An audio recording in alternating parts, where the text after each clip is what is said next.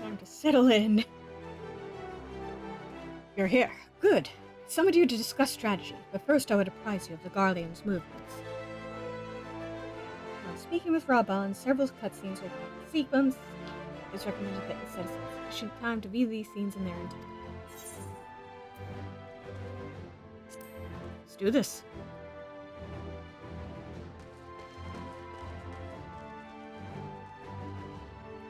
There have been several skirmishes along the border, but as yet neither side has delivered a decisive blow.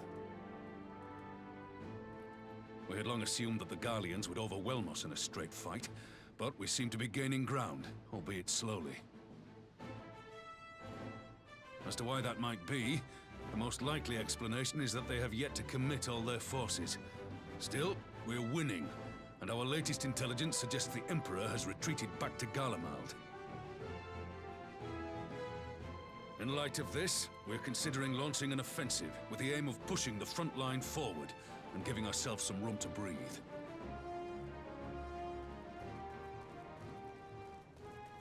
Commander! The Imperials! They've broken through our defenses to the east! What? Our scouts say their forces are being led by Lord Xenos. Lord Heian and Commander Hext have taken their troops to provide support, but we don't know how long they can hold out. So, they've been biding their time, waiting for his arrival, have they? Very well. Send word to our allies, requesting reinforcements for the front line.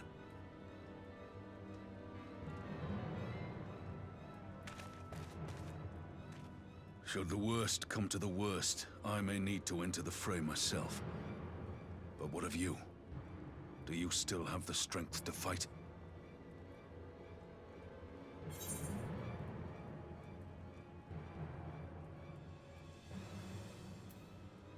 So long as you leave the Ascian to me.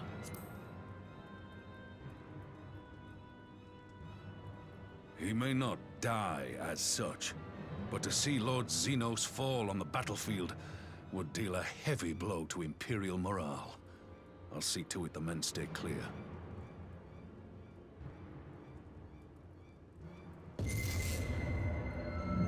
Why won't they open? Please, I bid you open!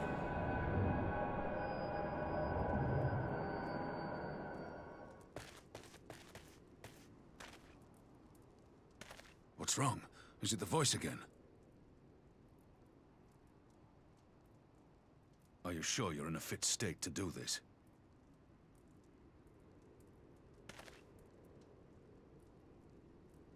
May Ralga grant us strength. Give 'em hell, lad. I, for my part, will defend this place to my dying breath.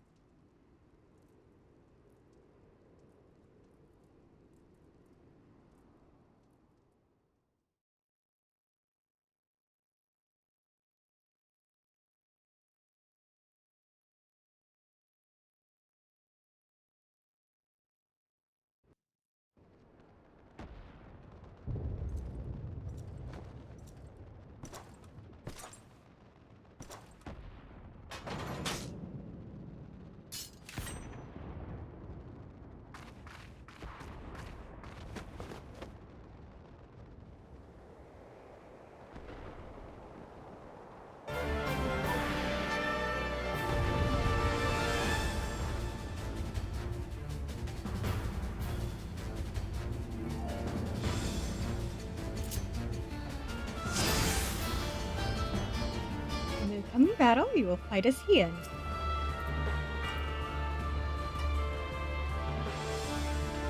Alright.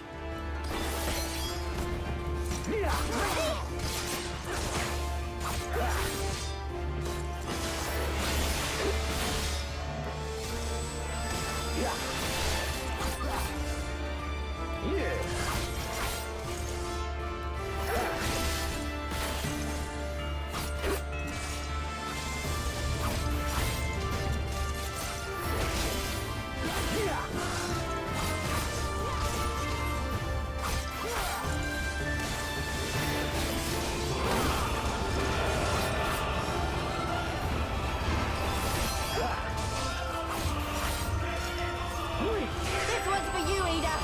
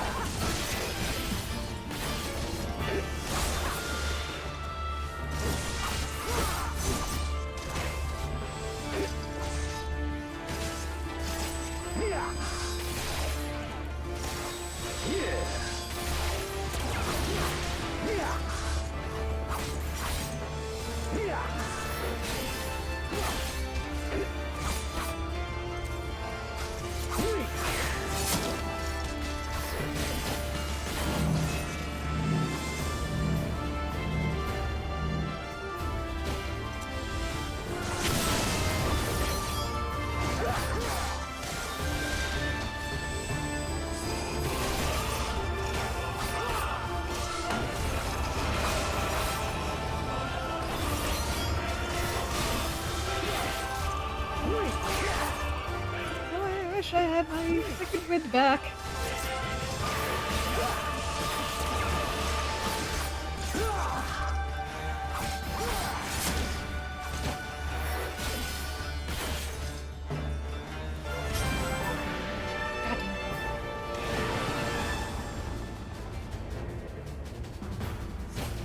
Rude.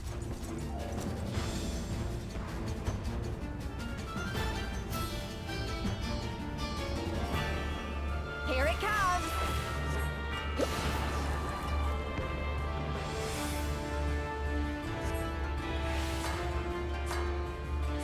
The weave of a shinobi's power.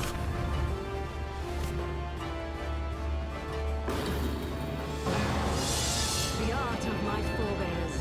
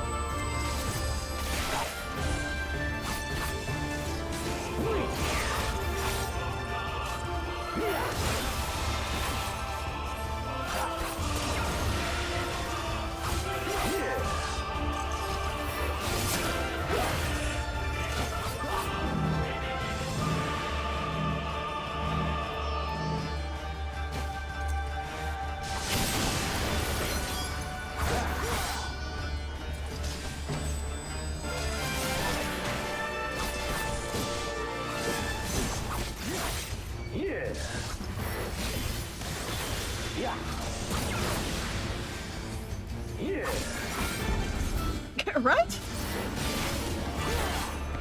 Come on, bunny boy, what's taking you so long?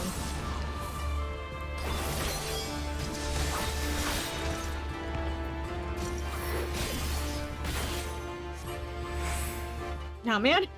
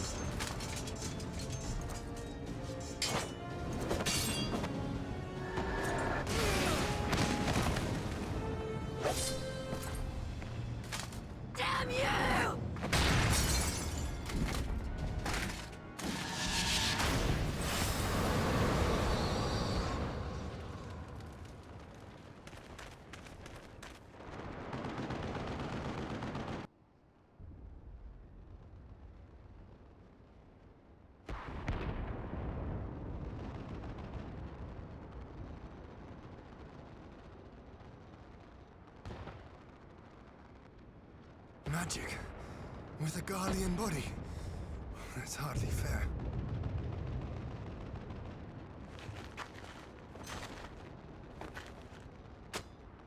Still, he must be stopped, no matter the cost.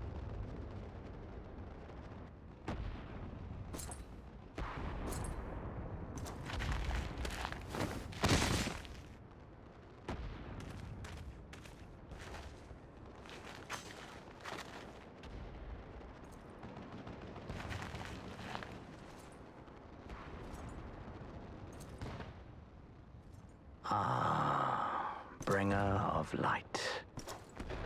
It has been too long.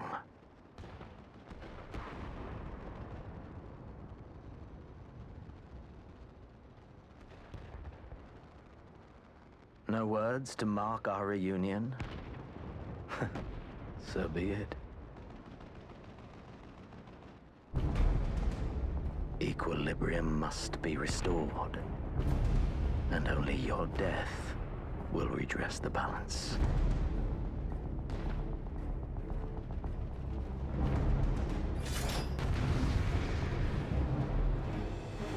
Ah yes, the Warrior of Light, wielding the power of darkness.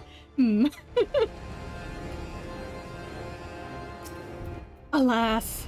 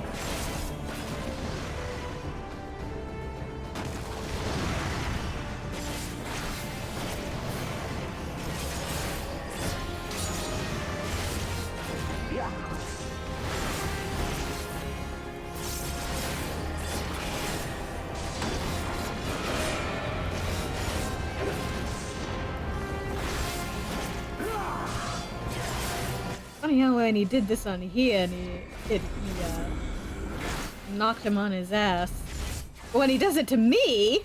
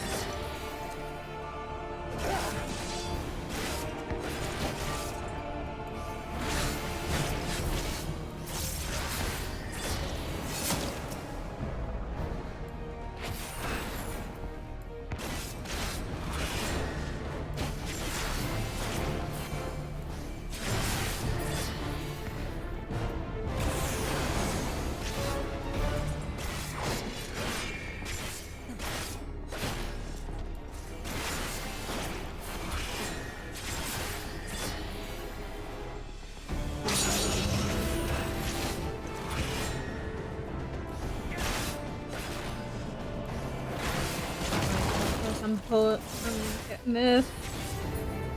Oh, thank you.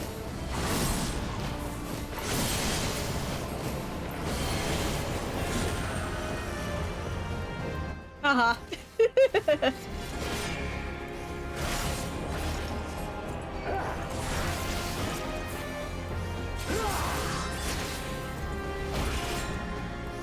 How did I get so powerful? Well, there's this thing called the Blackest Night.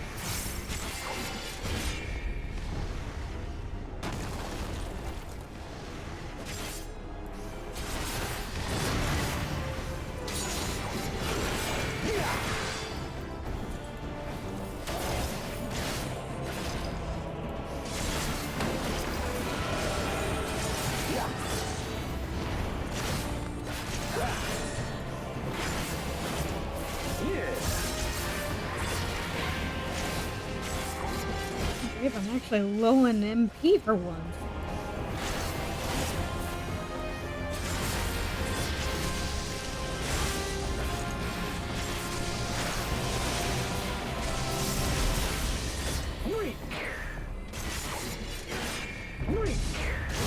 Yeah, I'd say I'm doing pretty well.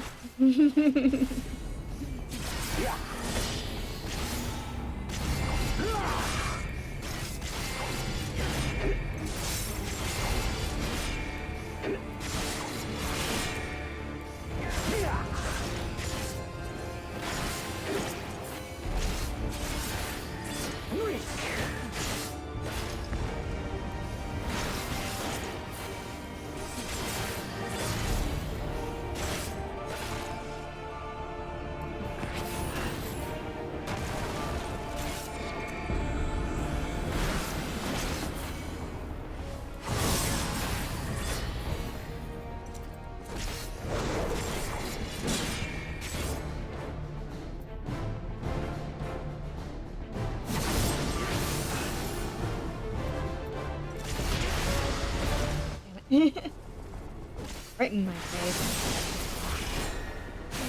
Yep.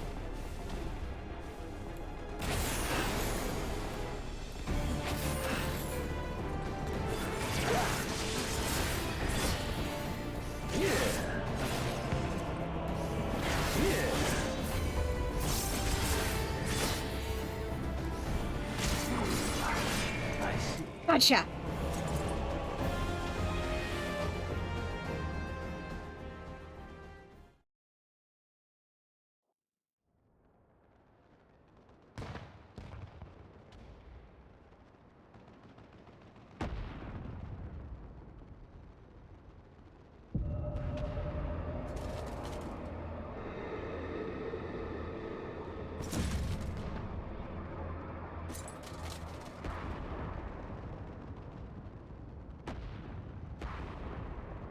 Your mother chose her champion well.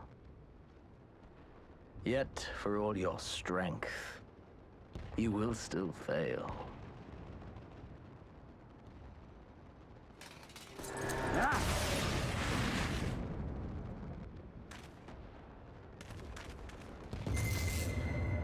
Please, I beseech you.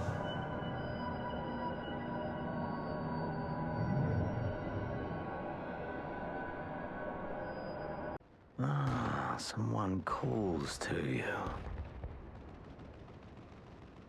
Too late, alas.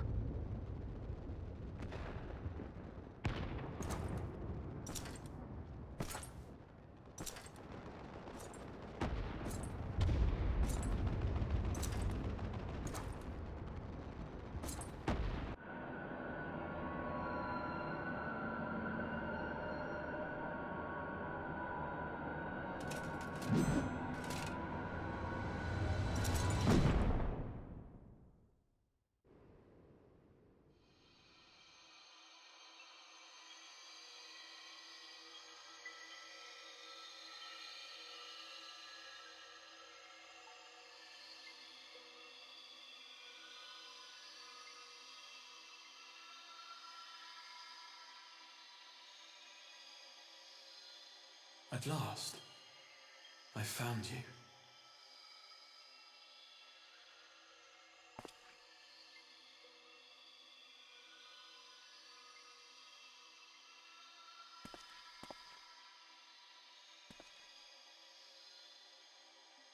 Please, there's no cause for alarm.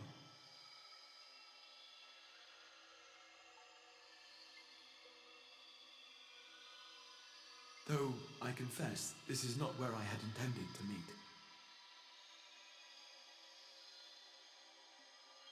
But the place of our meeting is of no consequence, like the war you wage. Win or lose, the path you walk leads only to oblivion.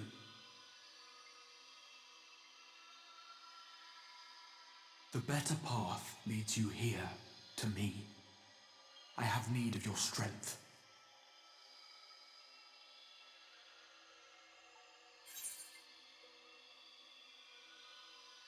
I was kinda in the middle of something.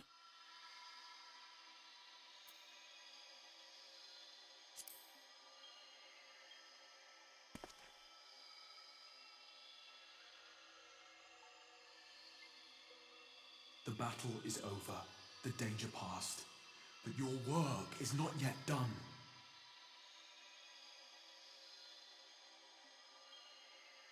Go to the Crystal Tower. I have left something for you near its base. It will serve as a beacon of sorts, one which I pray will help you on your journey. All you need do is find it. I will take care of the rest.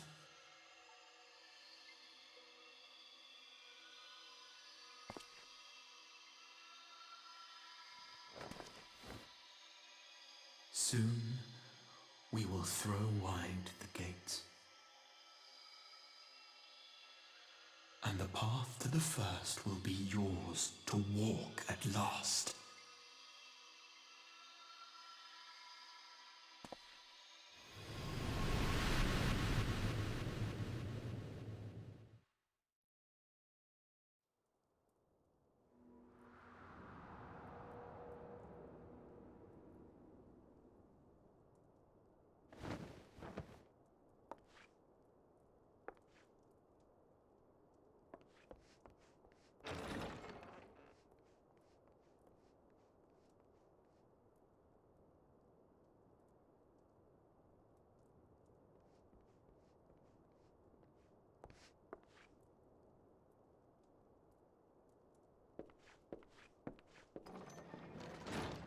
You're awake.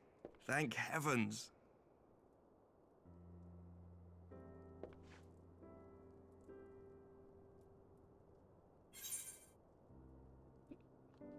Scared the bejesus out of that poor kid. What the hell just happened?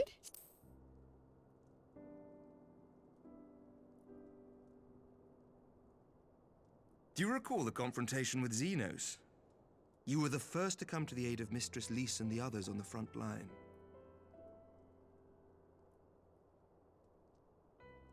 In the midst of your duel, it is said you faltered, and that the Crown Prince seized the opportunity to deliver a mortal blow.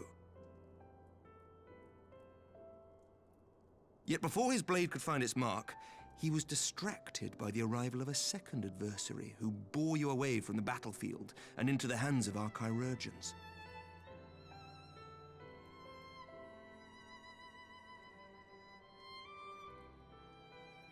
Lest you wonder, he left before you awoke. As is his wont.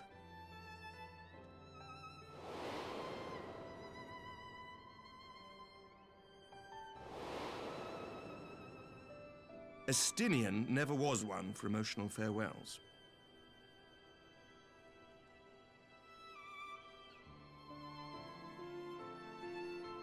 Though Xenos bested all before him, the battle clearly took its toll, for he retreated shortly after your rescue. Seeing this, the remaining Imperial forces decided discretion was the better part of valor and pulled back, allowing us to re-establish our position. We have since received word of renewed unrest in the provinces, doubtless inspired by the efforts of the Eorzean Alliance and our Far Eastern allies. Nor does the good news end there. We have also come into possession of intelligence suggesting unrest within the Imperial Court. This would certainly explain why both the Emperor and Lord Xenos appear to have abandoned the fight. A long-awaited ray of hope in these dark times.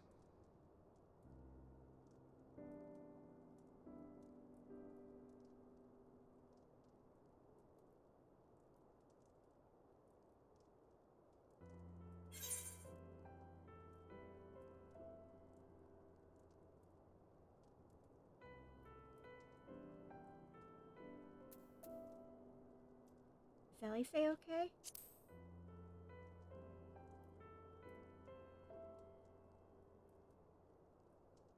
Yet to awake, I'm afraid.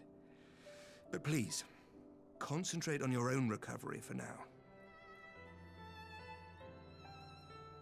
You have carried the hopes of some half-dozen nations, and we are all eternally grateful for your efforts. But no one is without their limits, not even you. Leave this fight to us, my friend.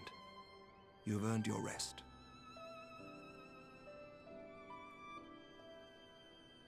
But before I forget, I was asked to deliver a message as soon as you awoke. A reminder that you are not alone, though many of your allies have fallen. When you are well and rested, you are to return home, where friends will be waiting for you.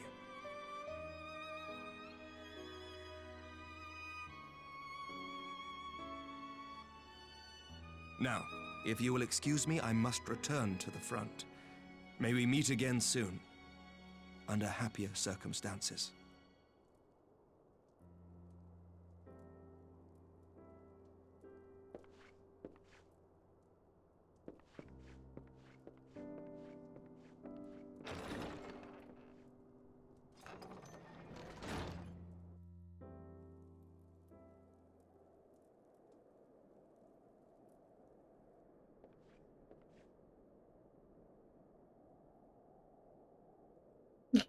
You know he's not gonna chill for, like, any time at all. Well, this is a most unexpected surprise. I thought you confined to bed.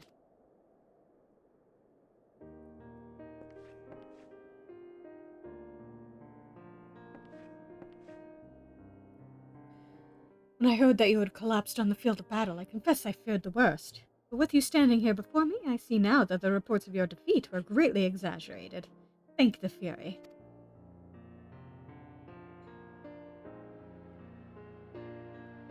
As long as we have you, Master Darkheart, history suggests we have a fighting chance.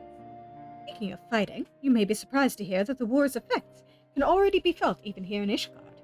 In anticipation of a need for reinforcements, our Tourelle will soon be departing for the front lines with a contingent of our finest knights.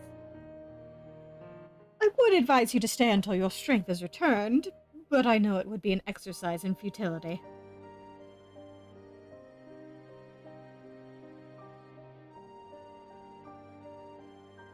Indeed, I suspect you have already decided on your next destination.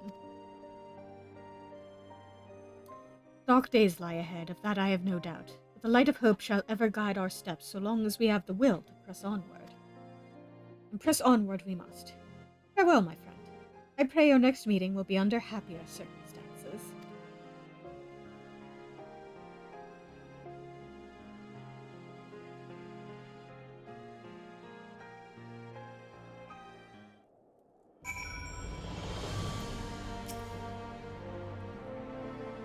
You know that you will ever be welcome at House Fortin. Now away with you. I dare not keep you any longer.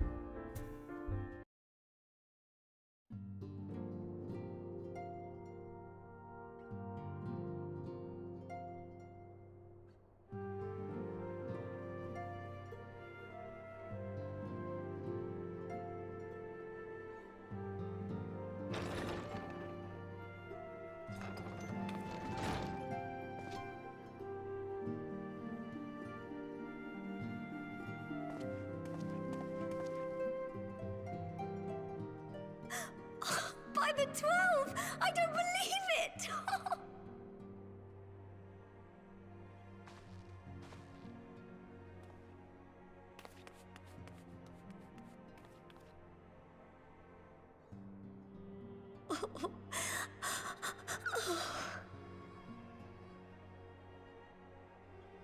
I rushed back as soon as I could. I swear, my heart nearly stopped when I heard you'd collapse like the others. What in heaven's name is going on?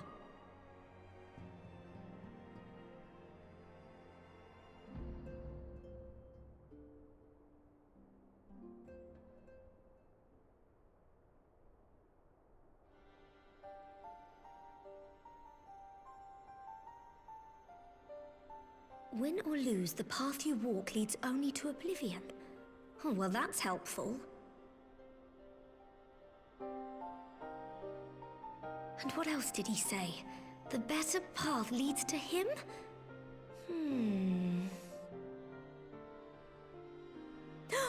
If his is the voice you've all been hearing, perhaps the others are with him. Sir Emmerich said the fighting had reached a stalemate, didn't he? But if that monster masquerading as Xenos comes back... Thancred, Yestola, Urianger, Alphino, Alize. You're going to need all of them on your side to defeat him. And I forbid you from going to face him on your own, do you hear me?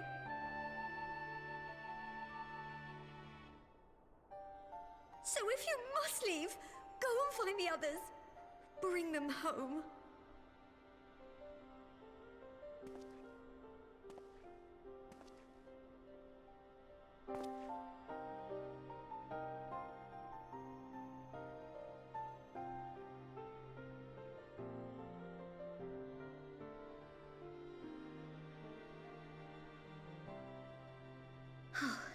As for where to start, you said the stranger had left a beacon for you at the Crystal Tower, right?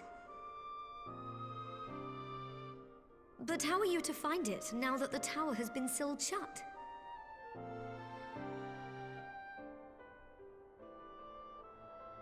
There has to be a way.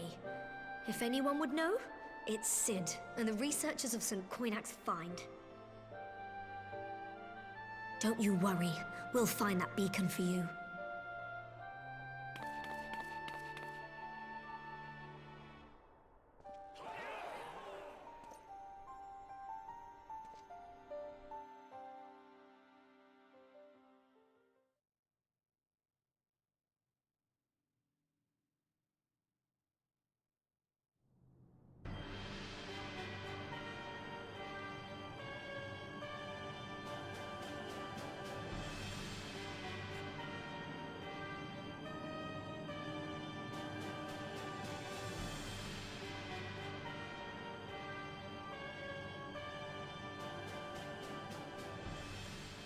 I pray you have good reason for abandoning the front.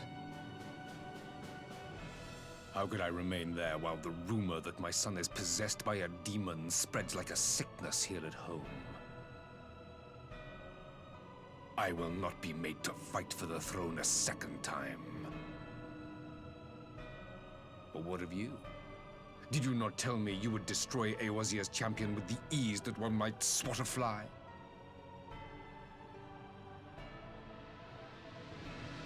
A minor setback. He will not escape me again. Where is your grandsire? I would have words with him.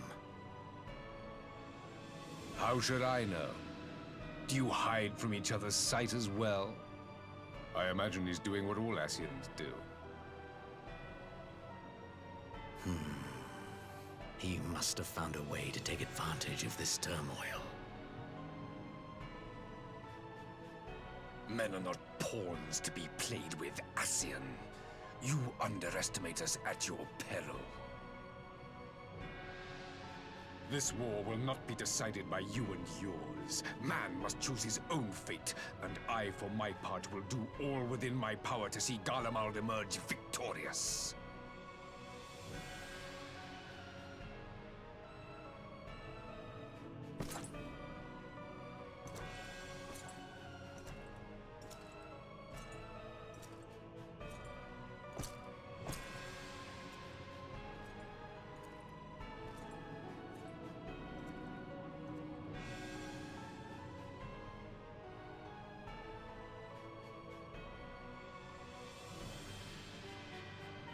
Pray forgive the intrusion, Your Radiance, but the requested preparations are now complete.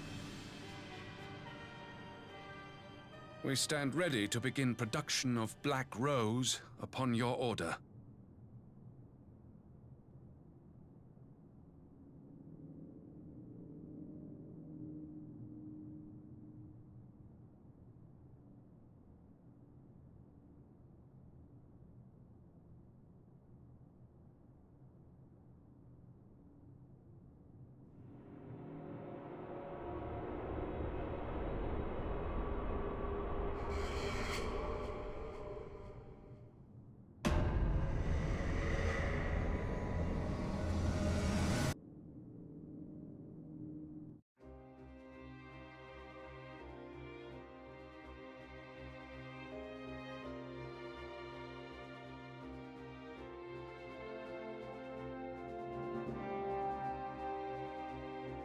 The way the music out for a moment during that scene. Like, oh shit! Yeah, I'm sure I'll be fine.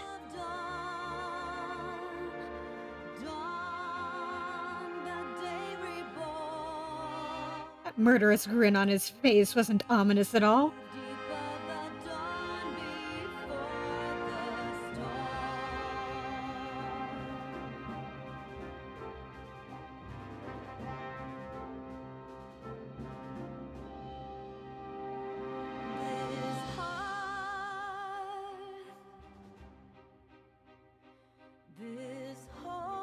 Isn't he pretty?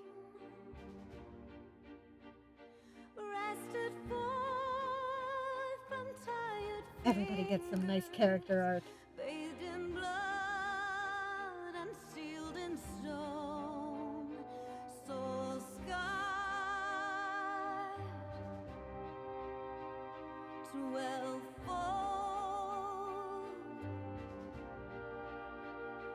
beckoned by the bells of vengeance, spirits bold.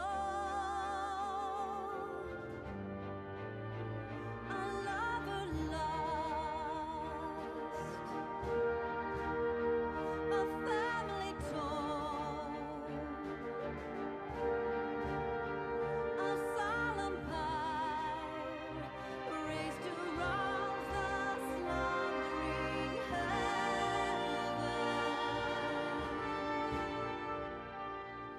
Fire in your eyes, fire in your hearts, steeled as you sound the horns of the war. You know the cost, for who shall mourn when light is quenched, that another might burn brighter?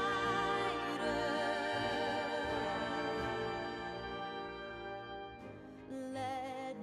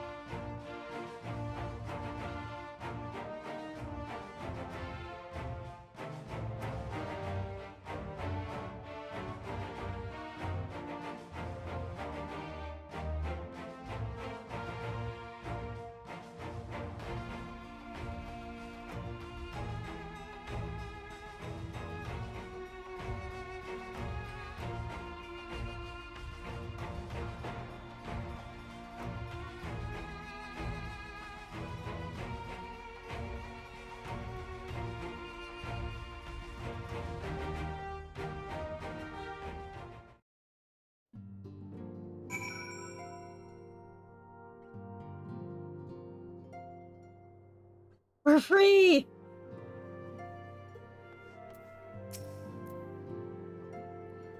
I knew you'd be alright. And to celebrate your return, I made you this. A brand new traveling outfit. Oh, I do hope it fits.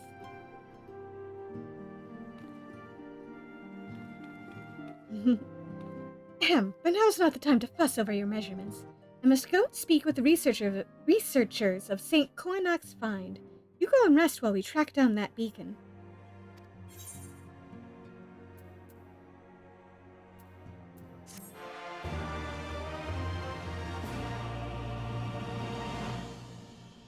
God damn it, another cutscene!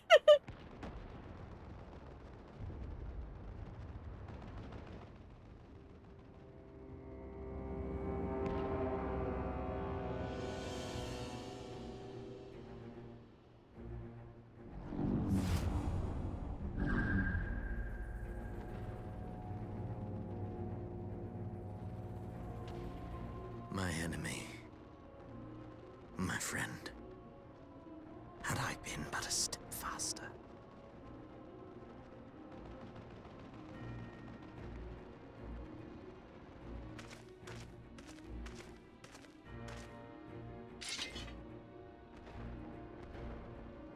Bloody savages!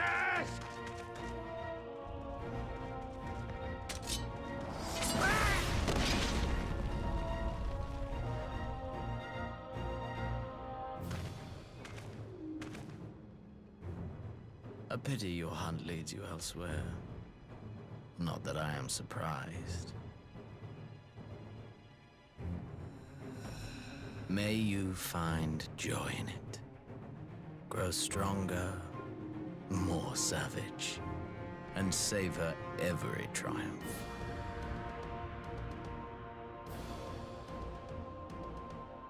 In the meantime, I will reclaim that which is rightfully mine.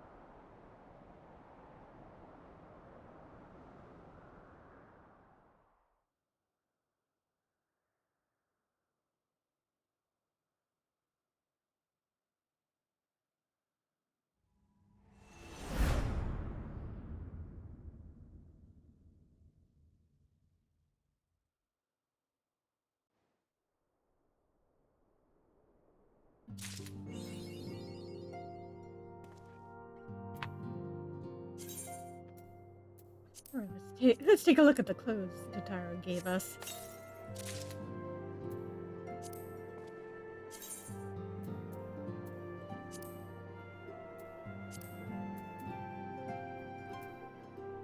Man. Stupid Betty head!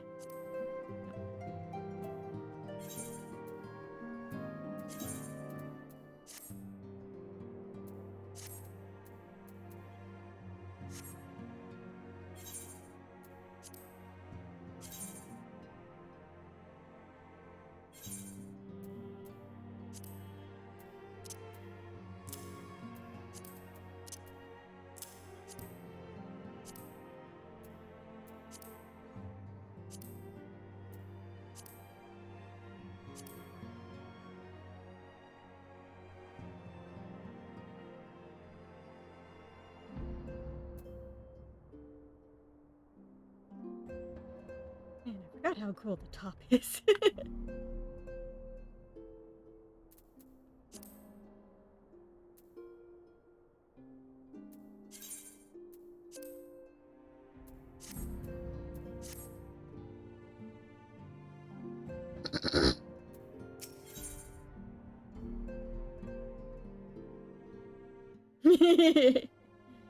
Yes, indeed. No one will be able to tell who I am.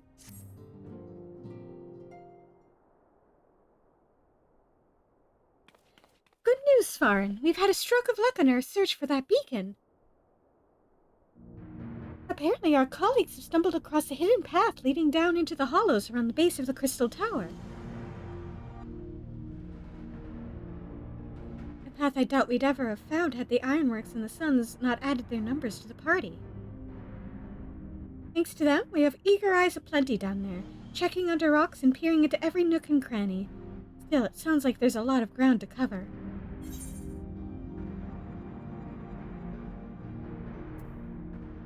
Then we'd better go and give them a hand.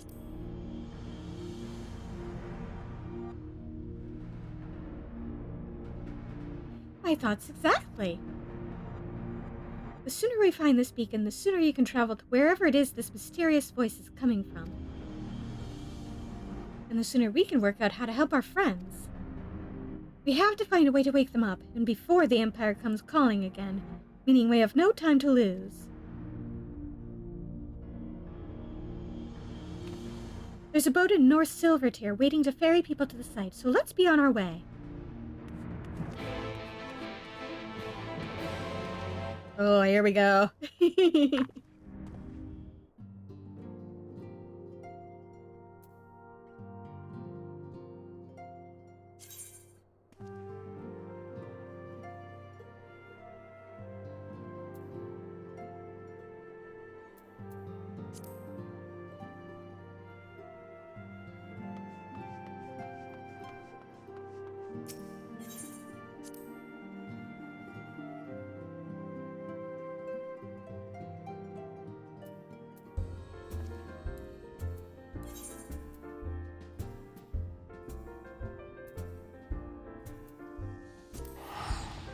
Let's go drop off these clothes real quick.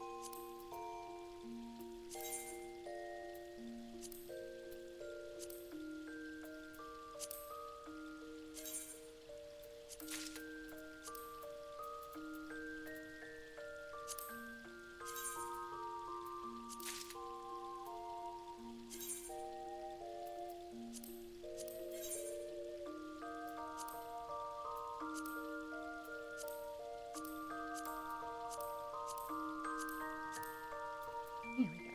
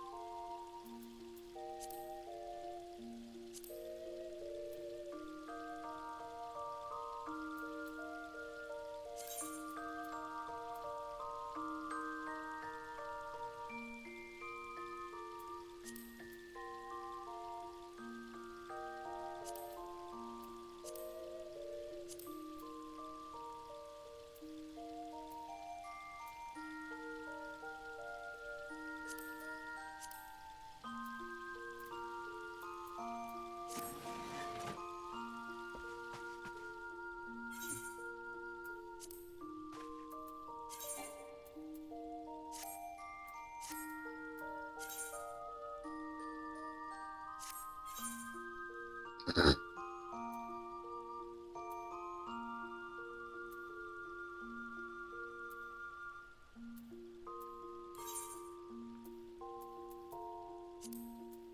not be a terrible idea to upgrade my gear real quick.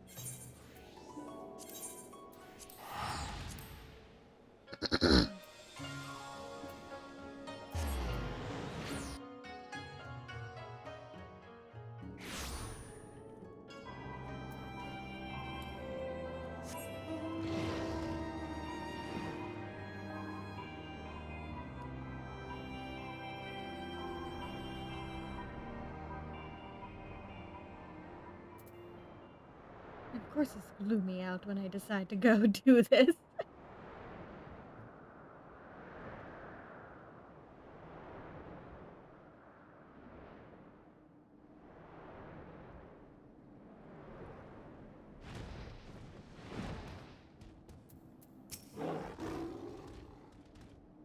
Heading to the survey site, sir?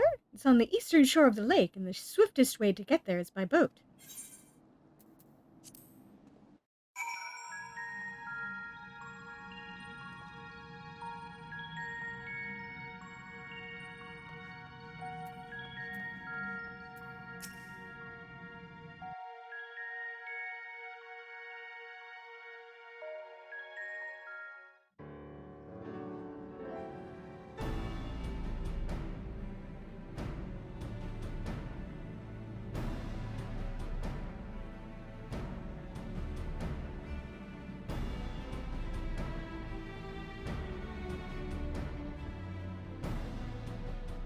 Look how many people there are!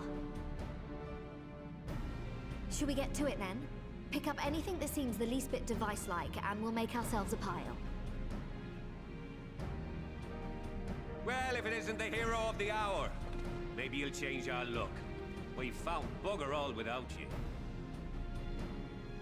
Biggs! Wedge!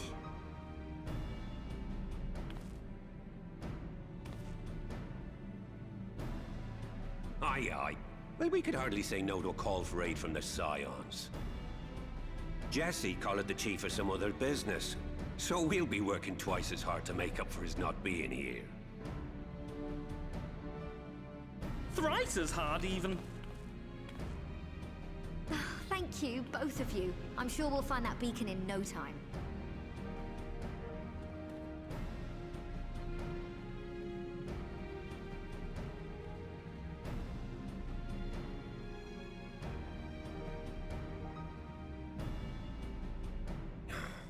I'm not seeing anything out here.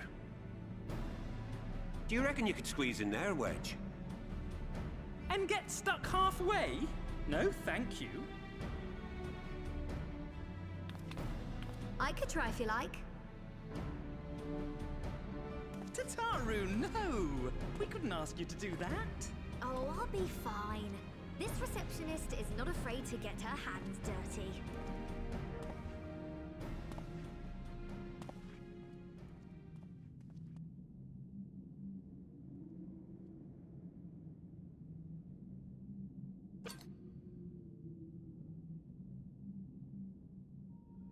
Sorry, I meant to say, the scholars haven't finished their preliminary assessment of the site yet, so we're not supposed to venture too far in. What's that you got there?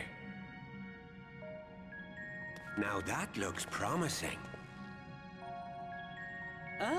Isn't that the Ironworks symbol? Counterfeiters? Now I have you. You are right. What's happening?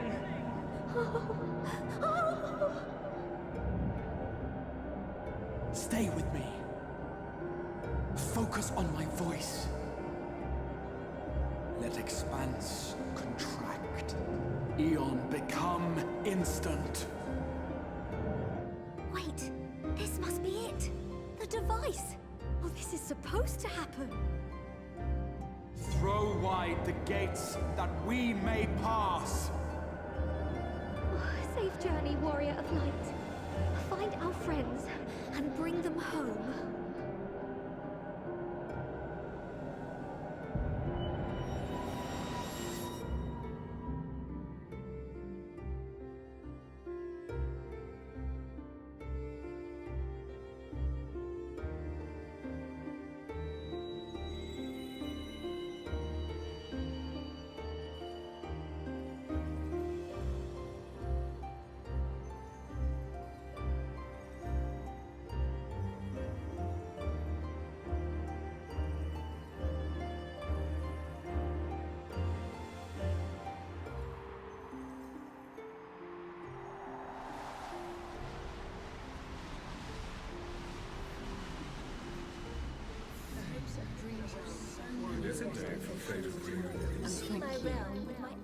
The dawn's light will shine again.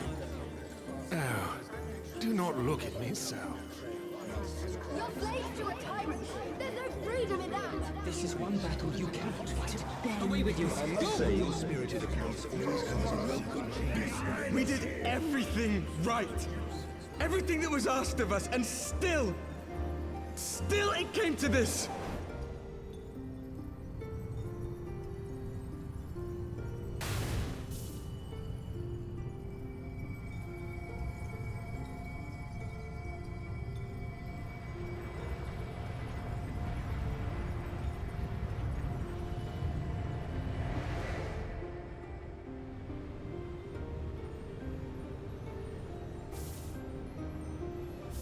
Your time has not yet come.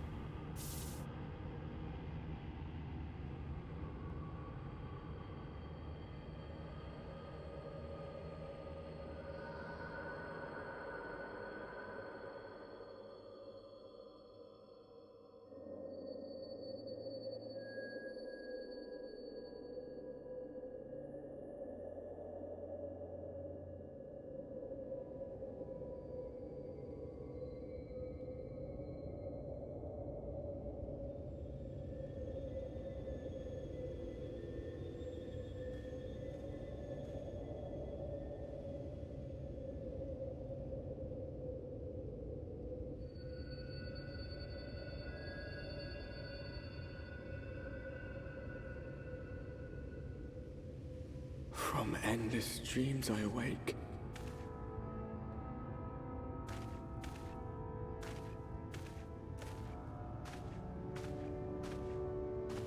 Something vague, yet urgent, calls me to action once more.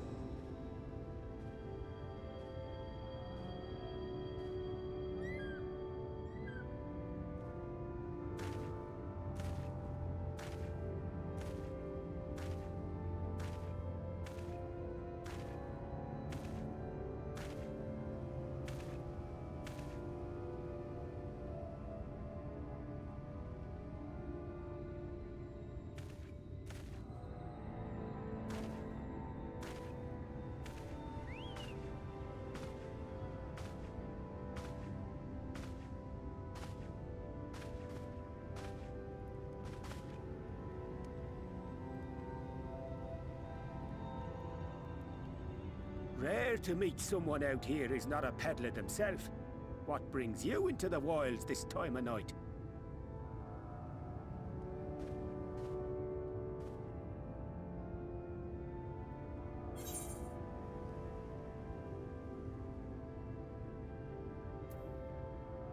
What do you mean, this time of night?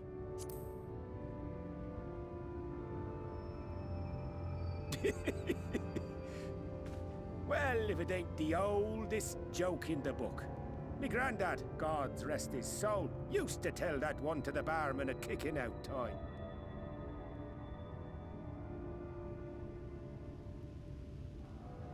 And when, pray tell, did we last have a dark night? You rotten old drunk yet, he'd reply.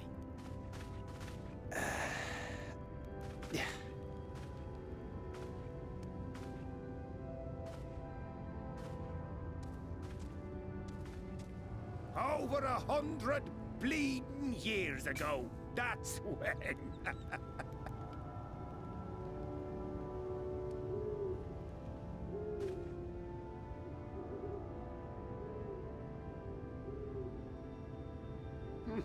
You got that look down to a T. I'd almost think you meant it. Ah, got to you, did they? Poor beggar. That explains it then.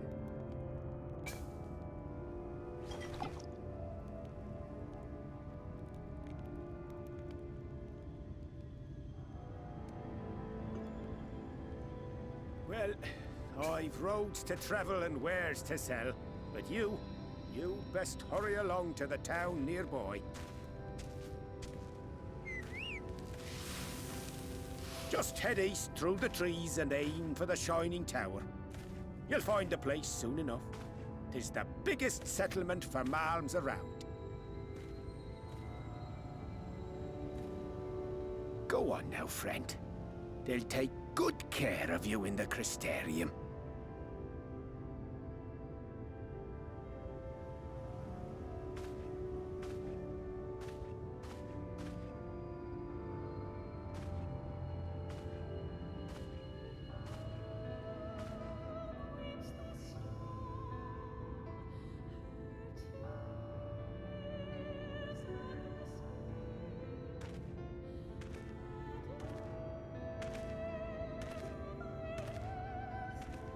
Dizzying heights it rises, the gleaming spire.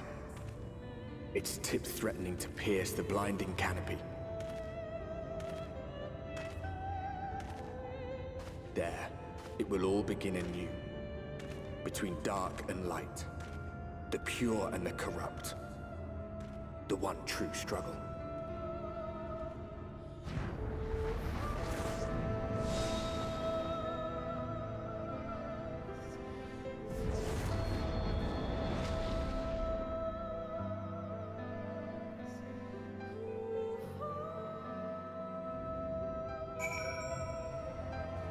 It didn't even occur to me how well camouflaged he'd be.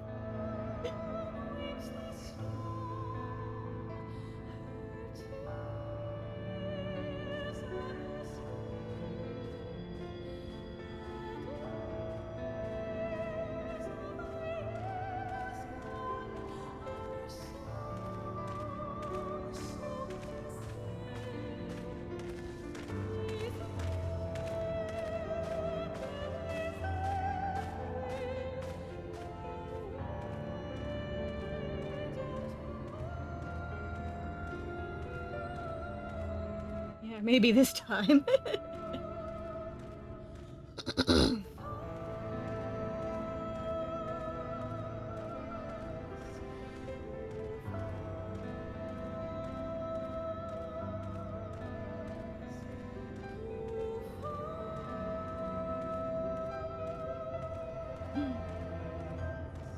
Yeah, it's even very barren out here, isn't it?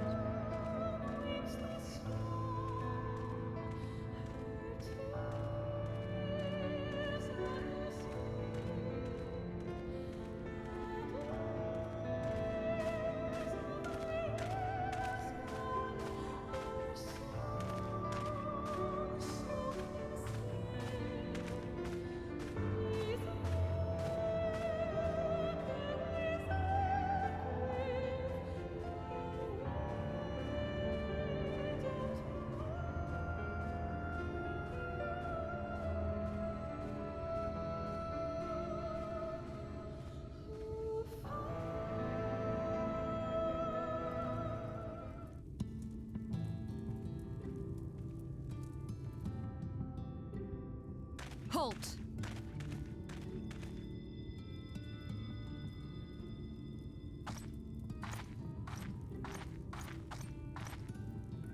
Every face in this city I know. Yours, I do not.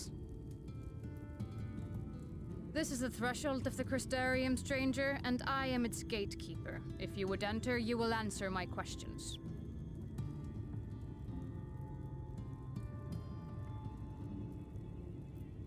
From where do you hail?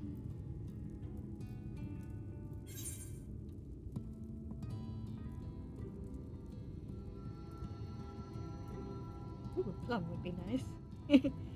And yeah, as an aside, Shadowbringers is where the Viera first appeared officially in game.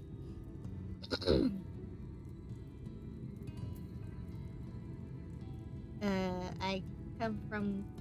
Oh, technically I come from Dalmasca, but I guess more recently I come from Gridania. Do you take me for a fool? No such place exists. Had you given me an honest answer, I would not have barred your way. We care little here for a person's place of origin. But instead, you chose concealment. And I will not suffer you to pass.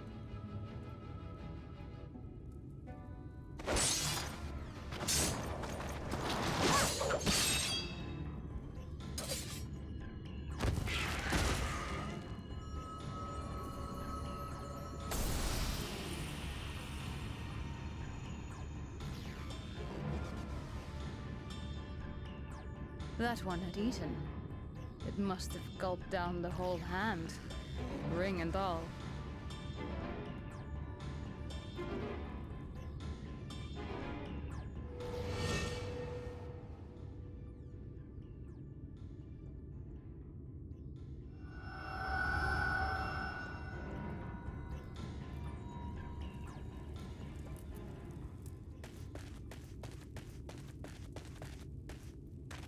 Everything all right, Captain?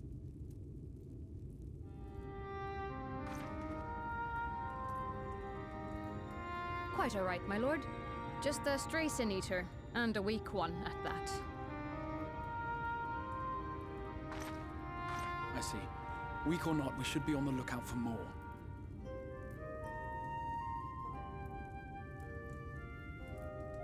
But I see you've met my guest. I will escort him to the Crystarium myself, if you've no objections. Another of your mysterious friends, is it? I should have known. Very well. I'll inform the others your guest is to be given the run of the city.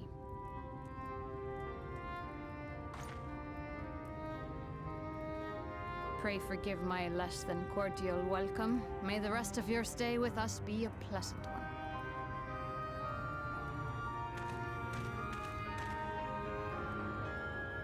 Come with me. I will answer whatever questions you have when we are somewhere more private.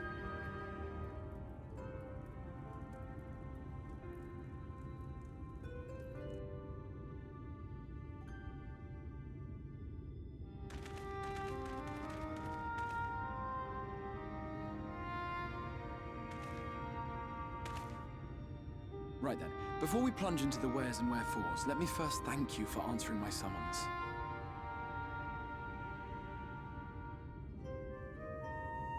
I had intended to bring you directly to my personal quarters, but I fear my aim was slightly off. That you are still able to make the crossing unharmed is a great relief. And so, we come to the question of where.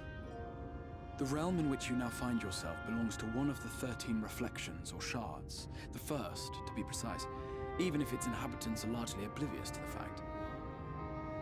As to wherefore, having been awarded the rather grandiose title of Crystal Exarch, I, in my capacity as caretaker of the Crystarium, thought to seek the aid of you and your companions.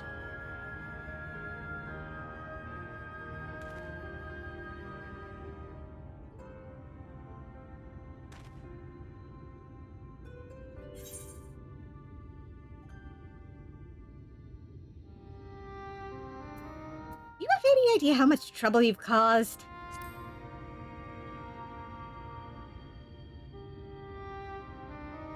An inkling, yes. I can only beg your forgiveness. Matters here forced my hand. But all shall be explained in due course, I promise you. Let us begin with the glaring skies up above.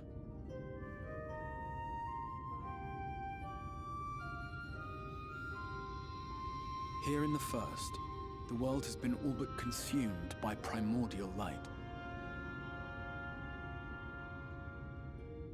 It began a century ago, by this realm's reckoning. A luminous flood swallowing everything in its path. More than 9/10 of this star was lost. And the fortunate few who survived are hounded by abominations born of that catastrophe even now.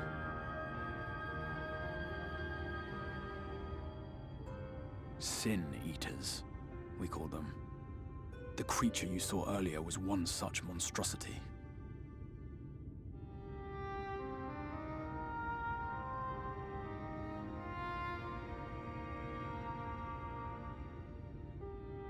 It was to save the First from this menace that I learned to bridge the rift between worlds.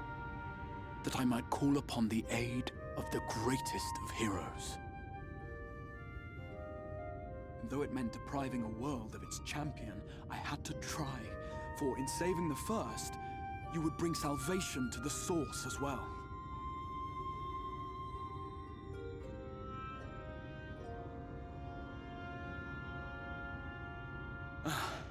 But what manner of host harangues his guests in the middle of the road? Let us continue our talk within the Crystarium.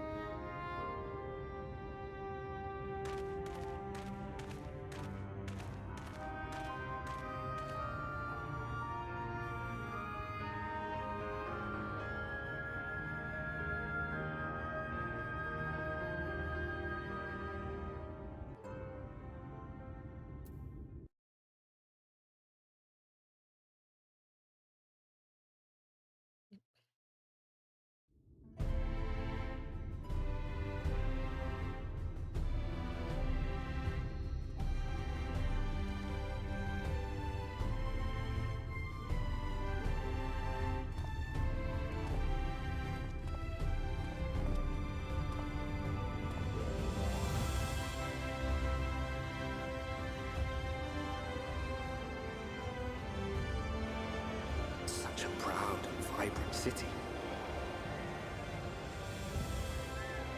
The sole sanctuary for the living in a world all but resigned to oblivion. Each stone was laid with hope. The town itself a symbol, a monument to defiance in the face of death. No would-be hero could fail to answer its call. For who among us does not yearn for salvation?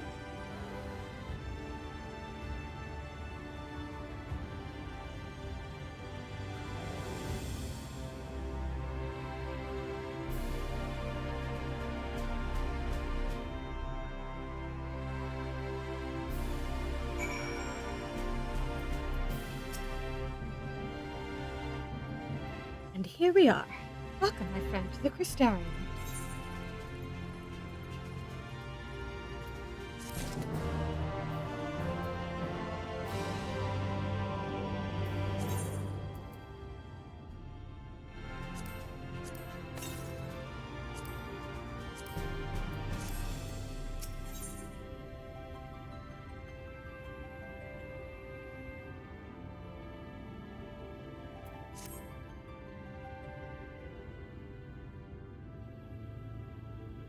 Now, a full and frank discussion in the privacy of my study would seem to be in order. But I think our conversation would be more meaningful were you to gain a firmer grasp of the situation here. To that end, I would like you to visit a few of the Crystarium's civic leaders and glean something of this world and its predicament.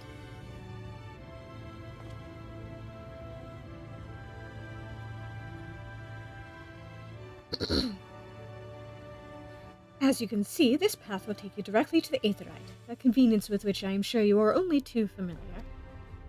Being the rightful object of my summoning spell, you should in theory be able to reach all the way back along your etheric trail and find a connection in the source, believe it or not.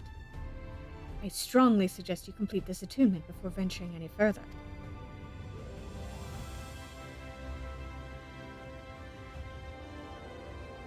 After you have done so, walk up the steps next to the Aetherite and head out to the left to arrive in the Crystalline Mean.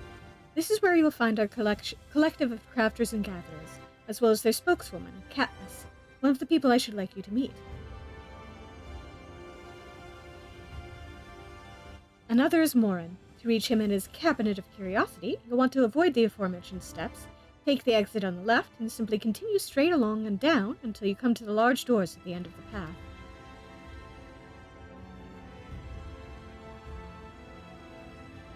The third and final person I should like you to meet is Braggy, our man in charge of trade and distribution.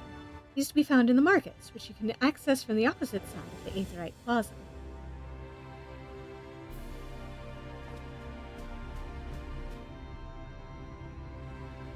In seeking out each of my colleagues, you will visit the major districts of the city and hopefully gain a feel for the place. I trust my directions were simple enough. To the right and down the where now?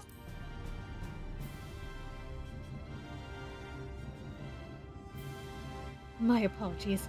I forget how confusing the Crystarium can be for newcomers. Not to worry, I'm sure you'll soon become accustomed to its twists and turns. Could you, draw me a map, maybe? Please?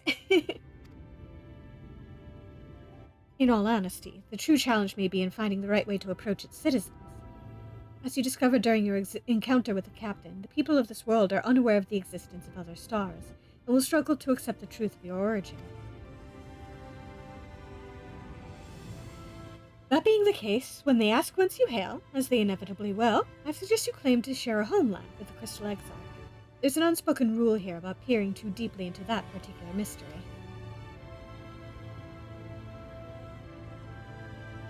When you've finished making the rounds, pray meet me in the large courtyard at the center of town. Until then...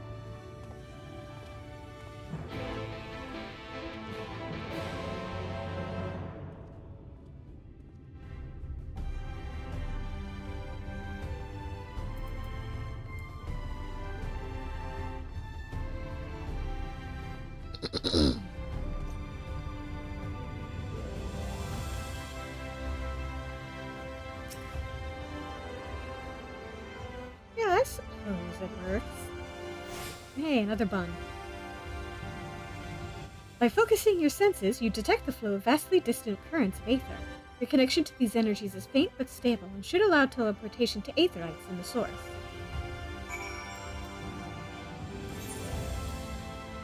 Hooray, I can teleport back home.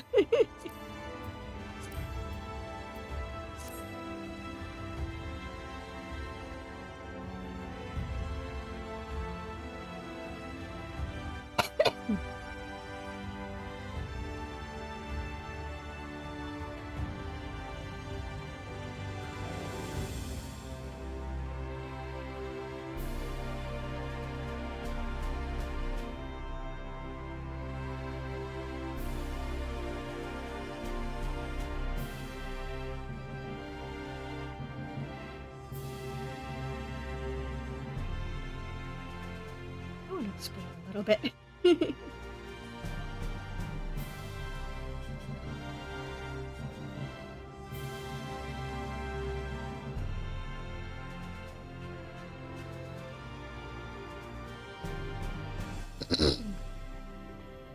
I mean, I have been here before, of course, but...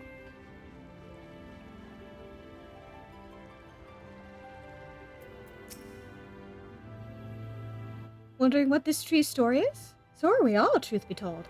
It does not appear to be native to Lakeland, and yet we can find no records of it in any extant reference book. It's a mystery, but a beautiful one if you ask me.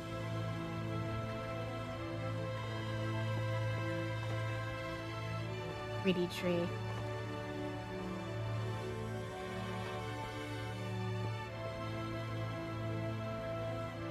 Pretty flowers. Must be a bitch to clean up, though.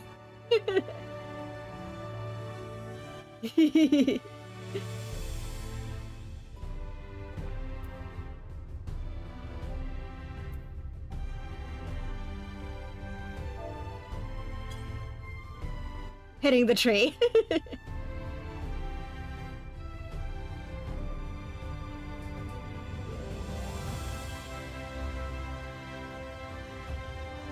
A button! Did you know that a massive subterranean water vein runs beneath the Crystarium? Not only does it provide us with pristine water for drinking and growing crops, but we can even make use of it to deliver goods to nearby outposts. Can do that. I'll trample all over the plants.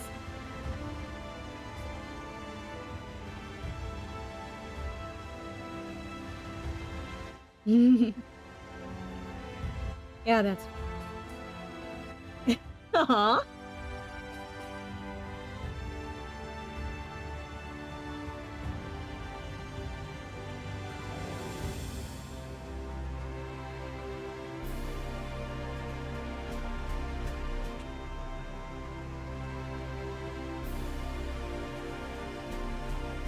Is it really necessary to be, like, using magic to stir this thing?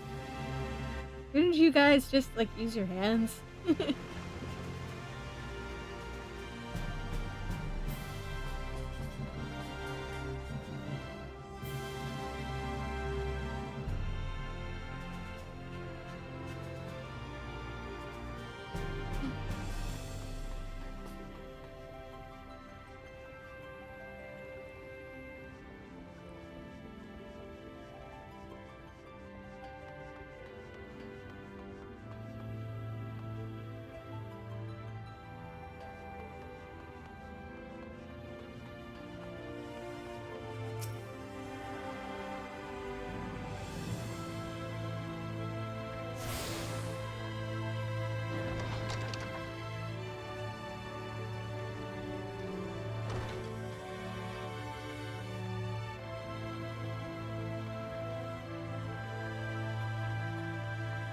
I remember doing a quest here once, and a bunch of people were, you know, hitting up the NPC up here.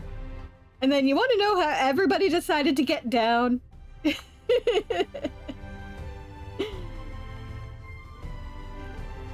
I'll give you a guess.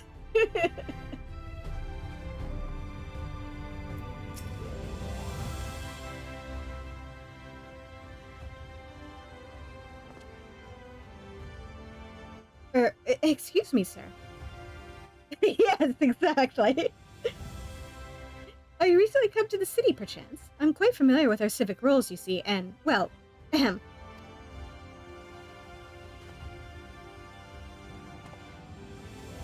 What I mean to ask is, have you brought any books with you?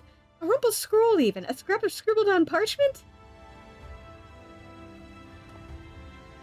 My apologies. Literature is something of an obsession of mine, as well as a profession. Meanwhile, Baldur's Gate's Seiran is going, oh, hey, me too! Librarian Morin at your service, and this humble collection is known as the Cabinet of Curiosity. Yeah. As your powers of perception have likely informed you, my colleagues and I are responsible for curating all manner of tomes, documents, and other vehicles for the written word. As horrific as the loss of life and land wrought by the flood unquestionably was, the damage to recorded knowledge was no less catastrophic. We few do all we can to preserve what wisdom survived. But tell me, what brings you to the cabinet today? Looking for any title in particular? Mayhap a spot of academic research? Oh-ho, so you've an interest in modern history? Splendid! A thorough review of recent events can often yield novel perspectives, I quite agree. If you would prefer something visual to accompany the account, then I think I have an illustrated history book for children somewhere. Just a moment and I'll fetch it for you.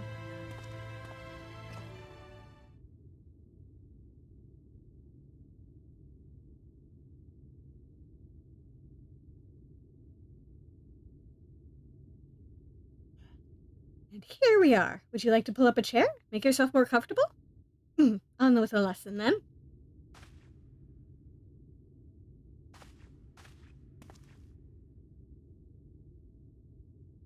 Yeah, children's books. They always have such great illustrations.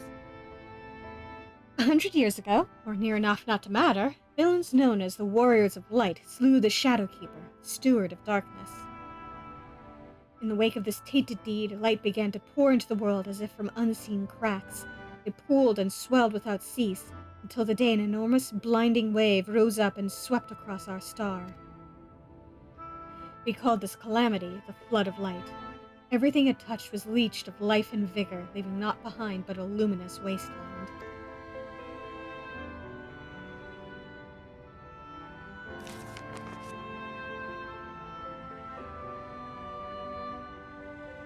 Yet when it seemed that all would be lost, a savior appeared before us. The Oracle of Light.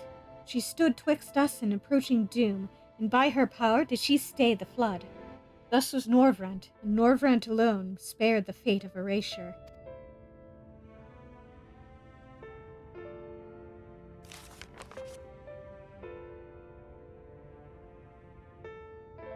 Tragedy would, however, arrive in another form. From the blasted emptiness descended horrors of strange and terrible aspect to bedevil the few folk who survived. These sin-eaters were light incarnate, and their fulgent presence stole the night from Norvrent's sky. Even now they circle the remaining bastions of civilization, ever on the hunt for us, ever hungering for our flesh.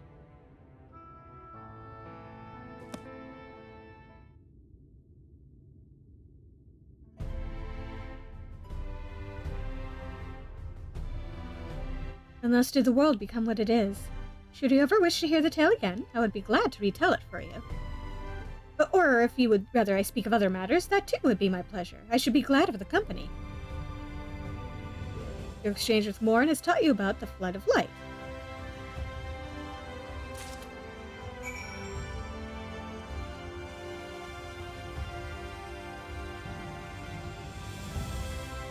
Alright. Time to add the more shattered ankles to the chorus.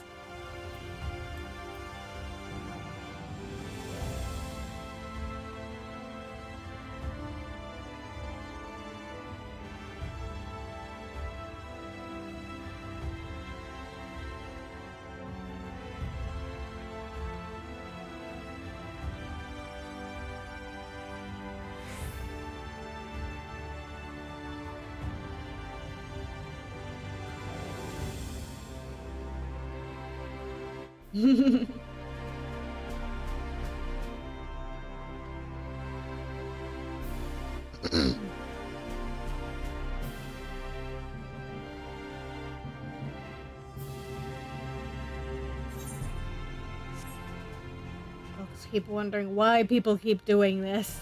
Why must you insist on shattering your ankles so?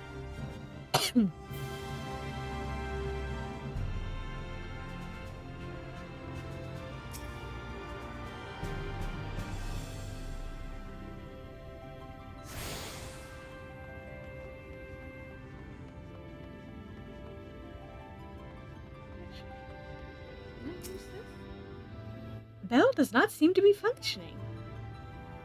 I can't use it yet.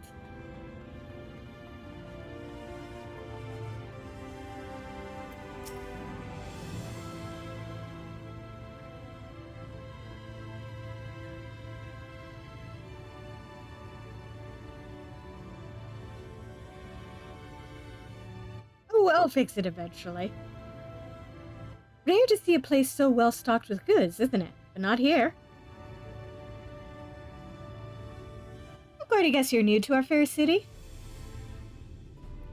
Well, for what it's worth, you've chosen a fine sanctuary. The Exarch can throw up a barrier if the Sin Eaters come knocking, so it's a damn sight safer in here than it is out there.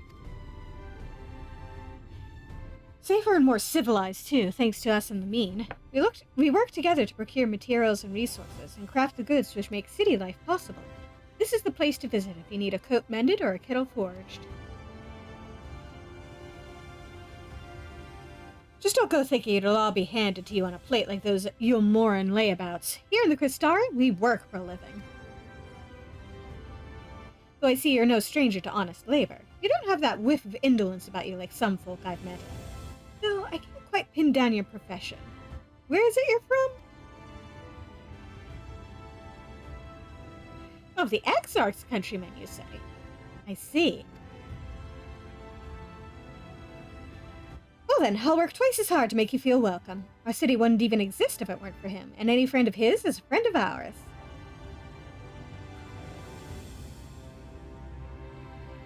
It's really quite incredible when you think about it. They say his grand magic summoned the Crystal Tower into existence. Pulled the entire thing out of thin air. Yep. It wasn't long before droves of refugees began congregating around its base, desperate for shelter after losing their homes to the flood. And that's how the Crystarium began. At the Exarch's invitation, buildings started going up, and with the help of some curious relics brought forth from the tower, the place gradually expanded into the thriving metropolis you see today. The city stood here for decades now, yet the eldest among us swear the Exarch looks exactly the same as he did back then. He is indeed a man of many mysteries, but for all his secrecy, he has never yet let us down. So if he and you wish to remain silent about your shared homeland, then the folk here will respect your wish for privacy. I am, however, more than a little curious to see any crafting talent you might be hiding. If you've aught to contribute on that front, be sure to come back and visit once you've had a chance to settle in. Just ask for Callus, and I'll find you a niche here in the crystalline mean. You can help us keep the cogs of the city greased and turning. Your exchange with Callus has taught you about life in the Crystarium.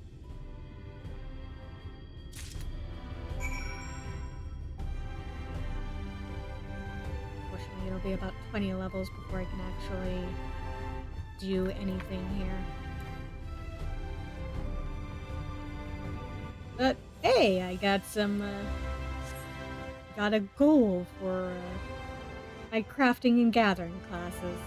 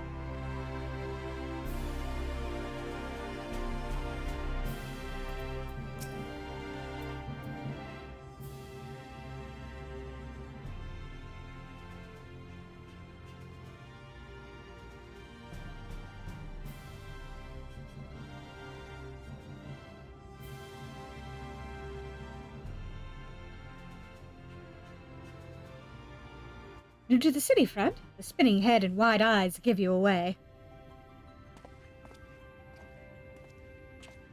Welcome. My name is Bragi, and I'm the master of these markets. They gave the district another official title, but I'm not in the habit of using it. Too florid by half. In any case, our merchants stock a range of equipment for V's such as yourself, so finding something in your size shouldn't be a problem.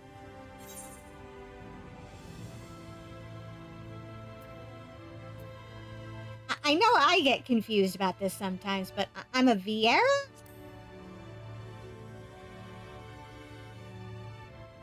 Must be a dialect I'm not familiar with.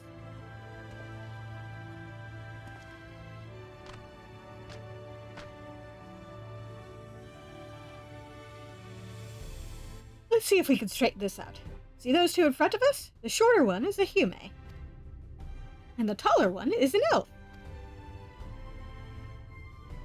That sturdy individual over there is a Galgent. Whilst the one with the horns is a Drawn.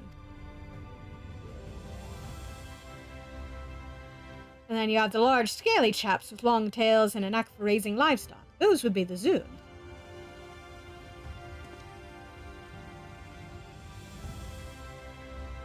Which is apparently not the name you know them by. Now I'm curious to know which far-flung region you hail from. Ah, the same as the Exarch, eh? Well, that explains it. You don't get much further flung than that. You've had a few of your lot pass through in recent years, and despite their obvious learning, they've floundered over the simplest things. But not to worry, should you find yourself confused by the local language or customs, they'll be here to answer your questions. Your exchange with Bragi has taught you about the peoples of the First.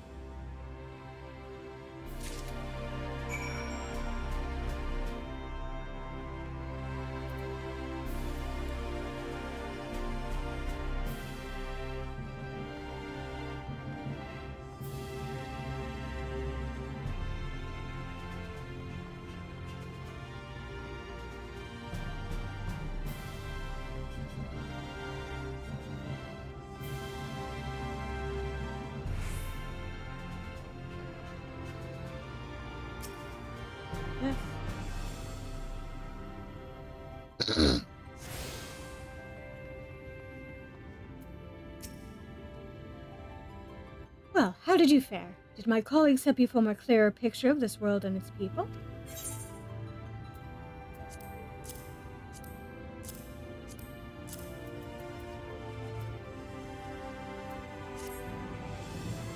Yes, it seems you were treated to a most thorough introduction. I understand it was something of a chore, but 'twas necessary that you grasp these things before we proceed. As for the Crystal Tower's origin, you may have noted the details response. The structure is, in fact, the same one you know from the source, transported to the First in its entirety. It was my first attempt at breaching the boundaries between worlds, something of a trial run for your eventual crossing. And although I do not know which era I tore it from, I do know that its arrival served to set the wheels of fate in motion.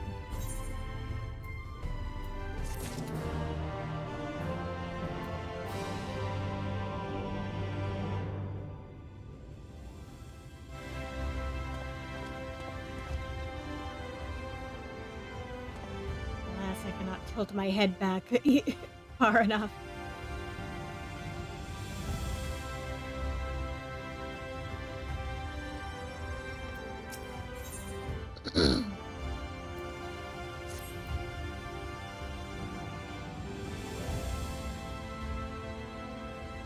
I mean, I'm not sure anybody's gonna stop him. Like, it's not like any of us can. You've done as I requested and learned something of the world in which you find yourself. Now it's time I fulfilled my half of the bargain and explained what has befallen your comrades. That is a conversation I would rather have in the privacy of my quarters. I must go on ahead to the tower and organize a few things, but I shall see that the guard knows to admit me.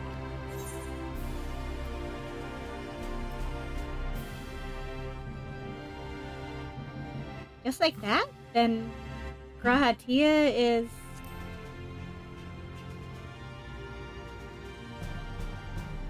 I am not familiar with that name. Is there something I should know?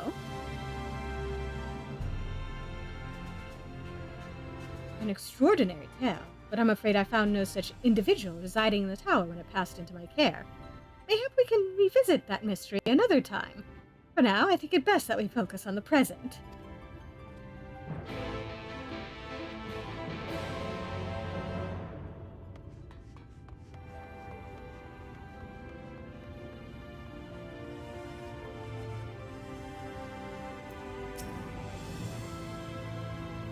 Greetings, sir. The Exarch awaits you within.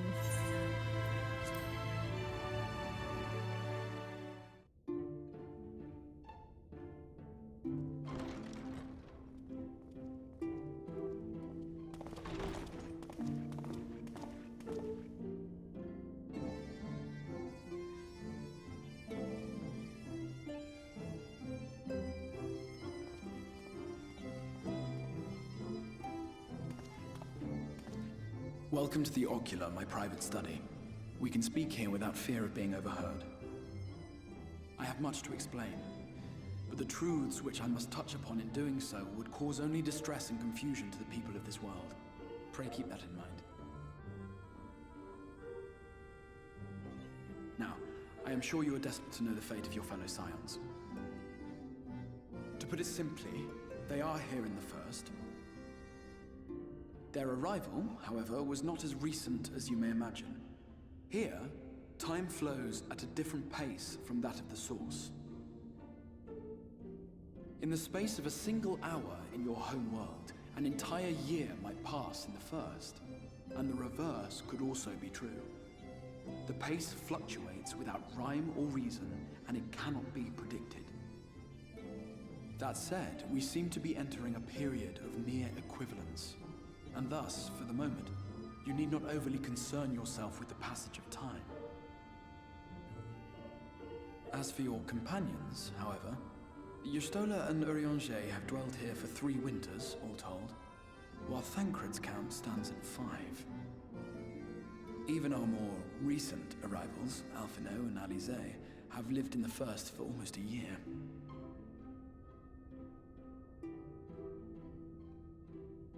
My intention had been to summon only you, but the art of reaching across worlds has proven exceedingly difficult to master. Thus it was that my fumbling hand closed upon those to whom your fate is most closely bound as well.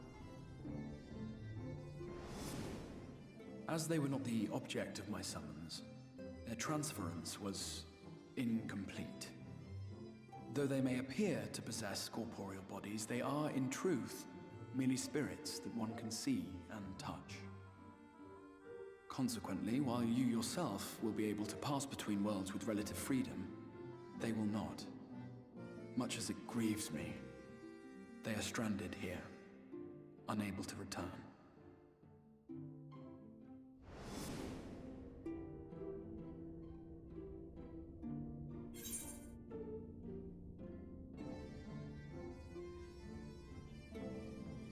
Funny how Thancred seems to keep getting yoinked to places without his clothes.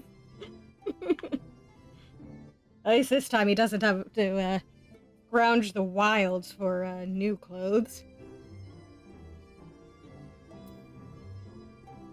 What have they been doing all this time?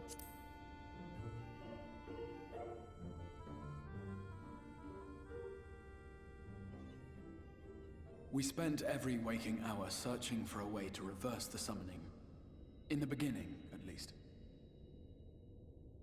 As you may have surmised, however, our efforts met with little success. And then we all but abandoned the endeavor once Urianger shared with us the vision he had witnessed during his journey through the rift. In that chaotic no-man's land between realms, time and space warp and blend in unexpected ways. What Urianger saw was the future. That which would one day come to pass. In his vision of tomorrow, the first was rejoined with the source.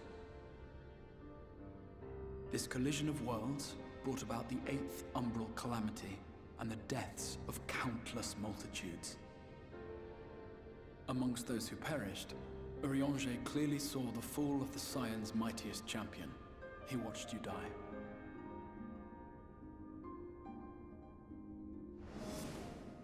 And thus did the Scions embrace their exile, and began searching this world for a means to forestall the coming catastrophe in yours. Their souls are stranded in the first, yes, but they have fought on, desperate to save their home and you from destruction.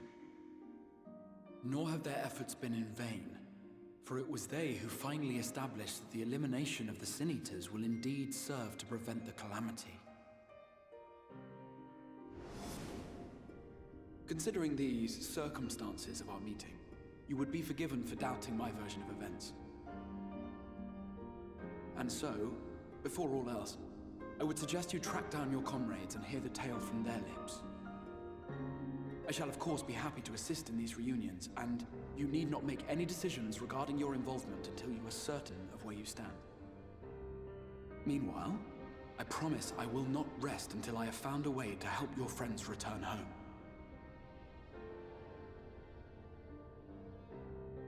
What say you? Have I earned your trust for the moment, at least?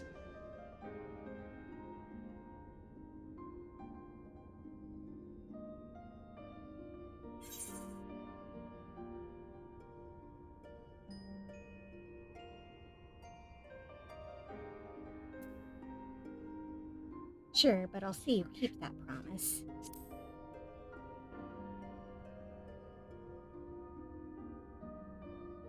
Excellent. You will not regret this. With that settled, we shall have to see about getting you ready for the road. Traveling across the rift has no doubt left you weary.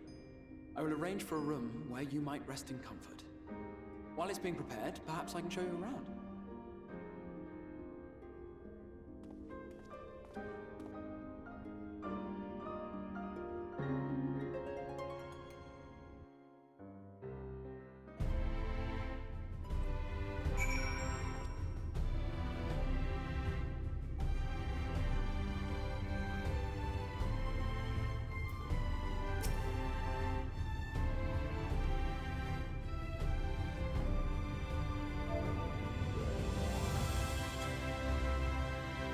Oh.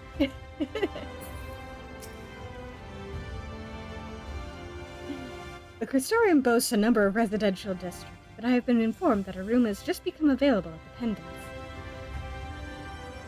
Which, as it turns out, is perfect. Our path there will take us past the market, and I was hoping to give you my own introduction to their wares. Come along.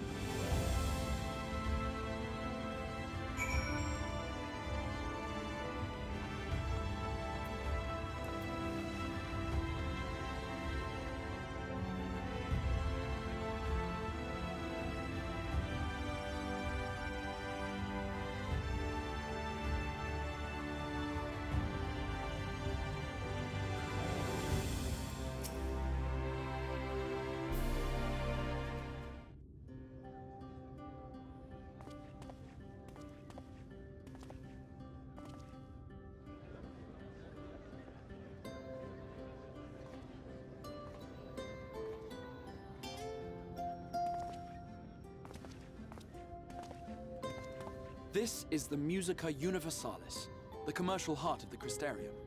What you might need to prepare for your journeys can be purchased here.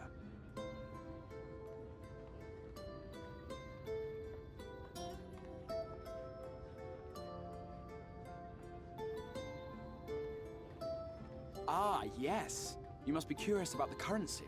Fear not. The gil you carry will serve you well enough.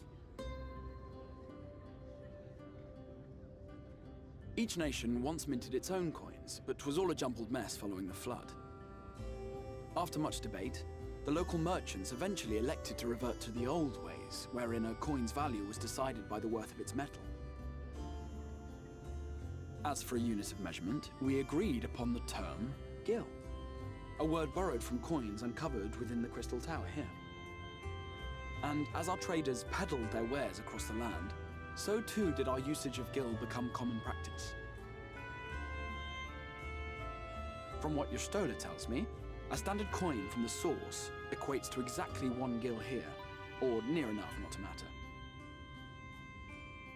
Our way of life has benefited greatly from the artifacts we recovered from the tower, some of which may be familiar to you.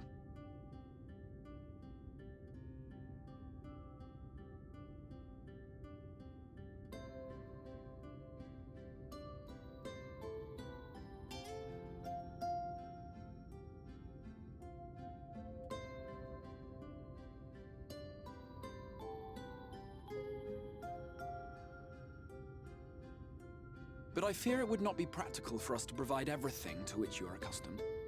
You shall need a means to access the commodities of your homeworld.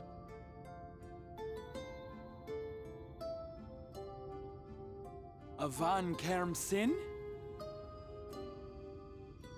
Yes, I'm here! Of course I'm here! What amusements do you have for me today?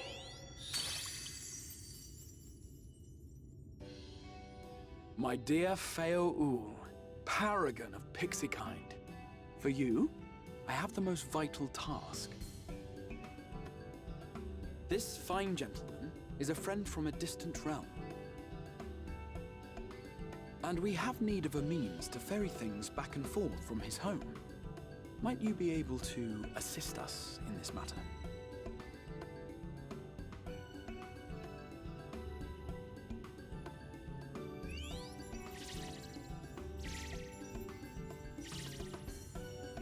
You came from beyond, didn't you? from beyond the rift. How wonderfully exciting! What a brave and reckless and marvelous thing you did! You've the heart of a pixie, you do. After careful consideration, I have decided to grant you my assistance. Make a pact with me and the fun can begin. But answer me this, traveler. Did your garments come with you when you crossed over? Your teeth? Your nails?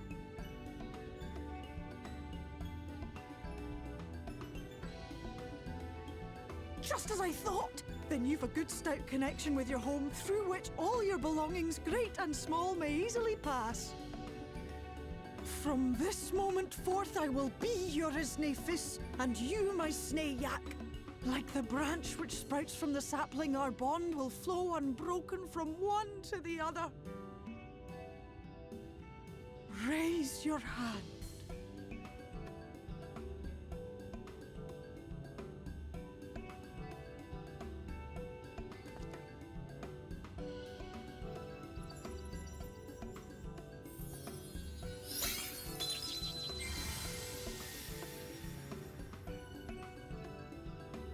Tis done. We are bound now, dearest sapling. Come then. Make your request. Tell me your desire. I wish to visit this world of yours. Mayhap a message to your friends in the Source to inform them of your safe arrival.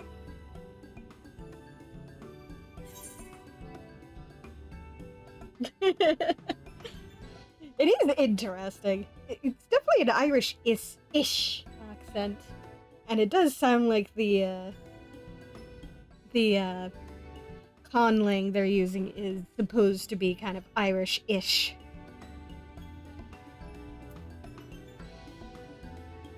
Send a message to Tatara. And I also love how Feo Ol is like, give me a quest, please, please, please, please.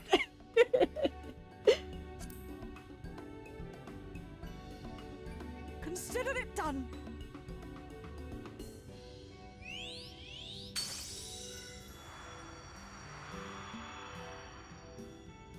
As you heard, that was Feo Ul of the Pixies.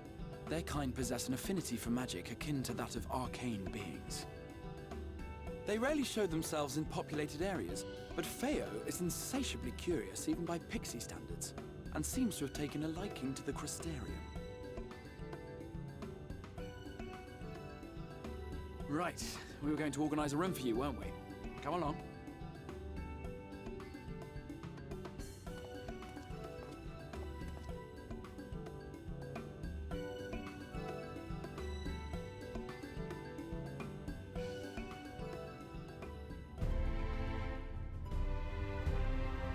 As a result of your pact with Feo Ol, you now have access to delivery moogles, market boards, and summoning bells while in the first. Told you we'd fix it. Also,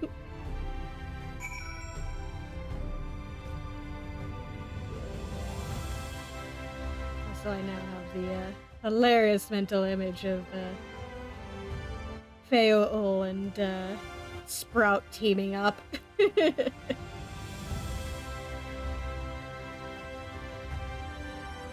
Oh, the chaos that could ensue.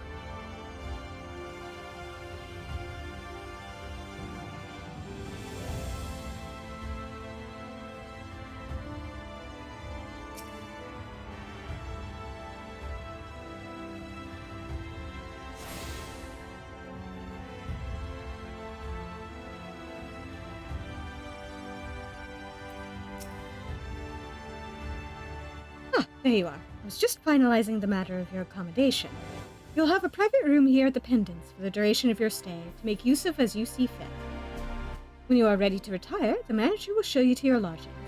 Pray rest and recuperate, and we shall reconvene in the Ocular anon. I believe that covers all of the practical concerns.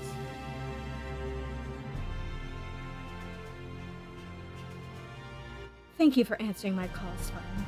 We are denied the comforting blanket of night. May peaceful dreams attend you nonetheless.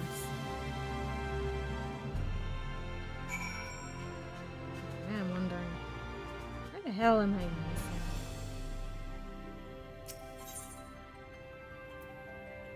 Oh, right, those two. Okay.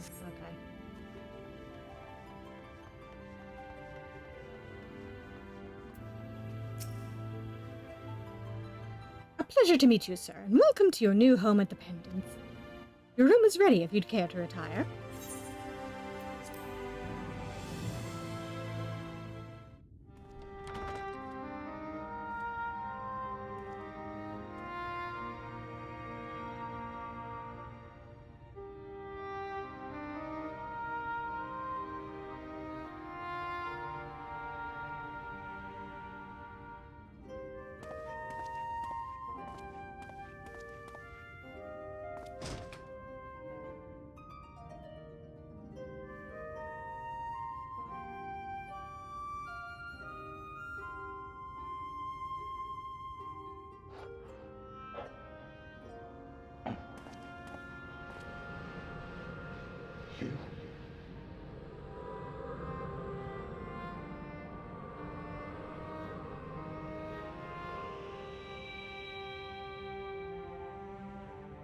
I know you.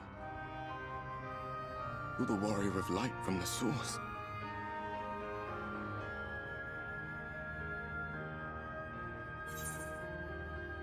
The warrior of darkness? What? Did you just... You can hear me? Oh, gods, how long has it been?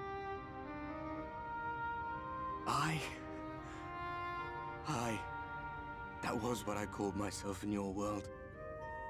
The Warrior of Darkness. My real name is Ardbert. I used an alias in the source. A daft one, looking back. If you recall my tale, it was my comrades and I who caused the flood.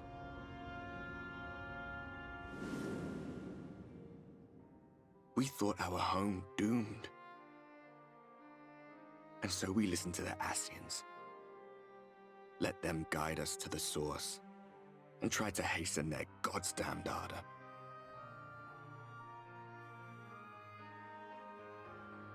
I remember when we fell, defeated by you and yours. I remember our audience with Minfilia.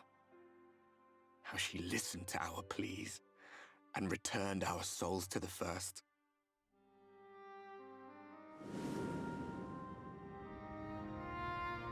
The flood was poised to swallow Norvrant. Minfilia and my friends, they surrendered what little they had left to hold it back. Just faded away, leaving me to bear witness.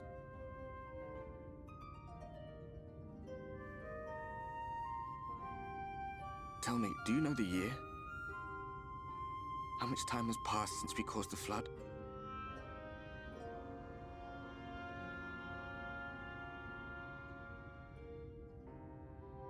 A 100 years. 100 long years.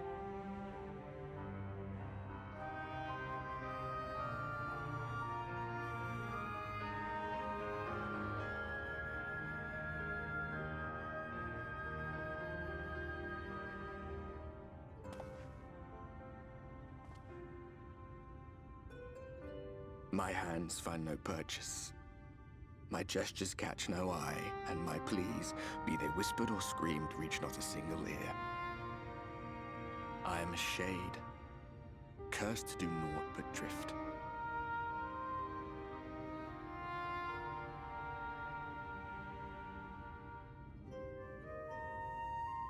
I feel as if I've been walking forever. I hardly noticed when my mind and body began to fray at the edges. Then bang! My senses were sharp again. I felt like a fish being reeled in, and before I knew it, I found myself in this room. Why is it that you can see me? What are you even doing here, come to that?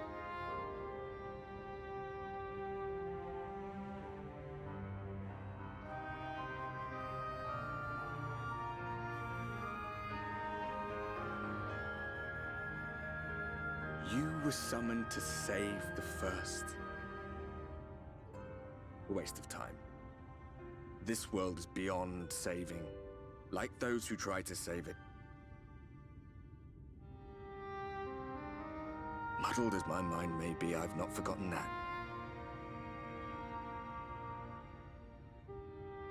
But if fate has brought me to you, the one person in this God's forsaken world who can see and hear me, then perhaps there is a reason I endured. If I can find out why I was left behind, then maybe I can bring this journey of mine to an end.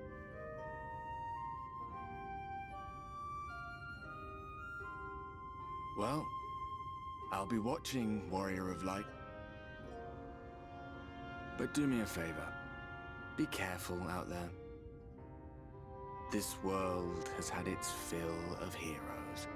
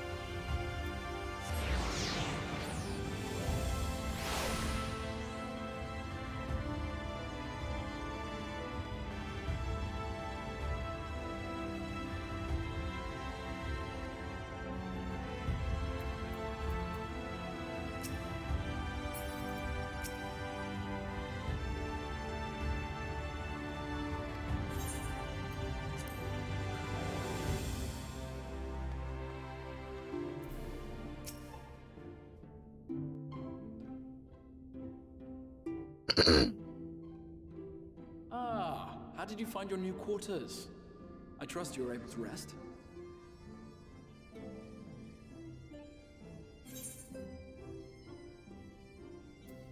So there was a ghost in my room. I was not aware the room was haunted, and you were rather tired. Well, should you receive another visitation, be sure to let me know. Now, let us return to the subject of the Scion's whereabouts.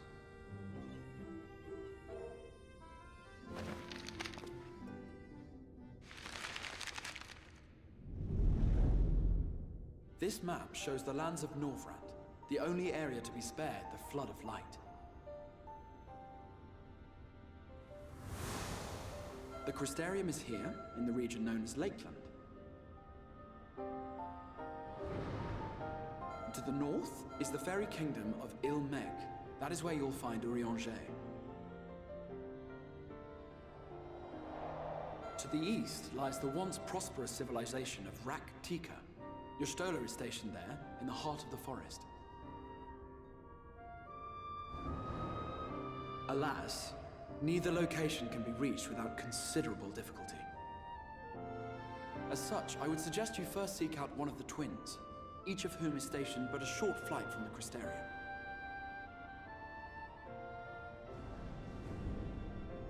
Alphino is on Calusia, an island off the western shore. It is home to a city called Yulmore, where the rich and privileged while away their days in idleness. For his part in furthering our cause, Alphino journeyed there to meet with the citizenry and forge alliances.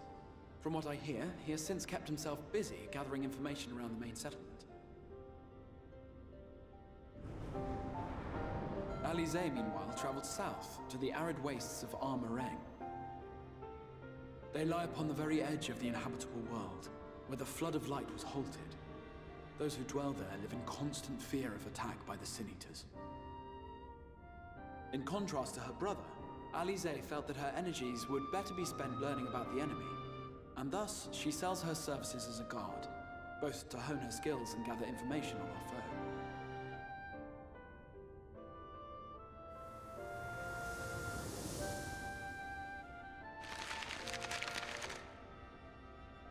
So, will it be Calicia or Armoraine?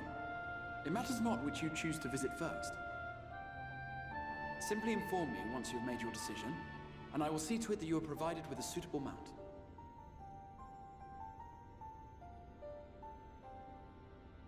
Ah, but you must be wondering about Thancred. He has taken up with a new companion, and is presently engaged as a wandering hunter of Sin Eaters. Being ever on the move, his whereabouts are often difficult to ascertain, but I am certain your paths will cross ere long.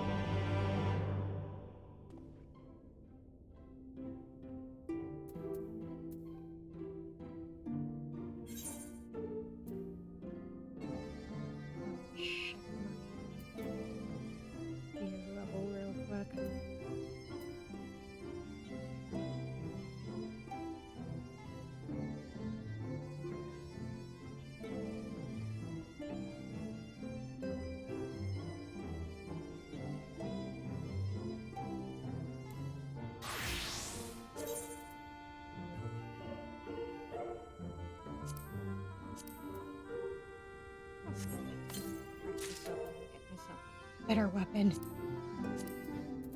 There we go. I no longer have a level 68 weapon.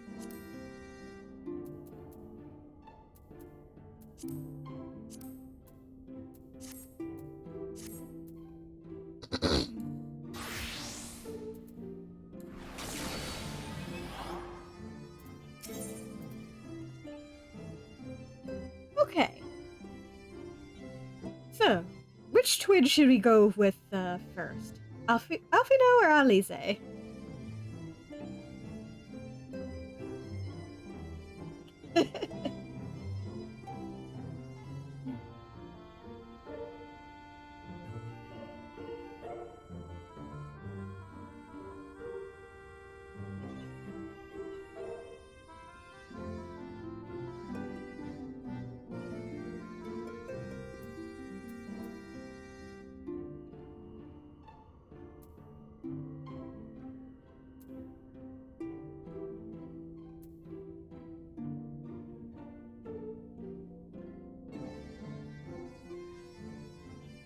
Muddle it over. Let's have a chat with them. Our first order of business will be to reunite with Alfino and Alice. In so doing, the predicament here in Norvrand should become abundantly clear. As for communications with the source, Feul will gladly serve as your messenger.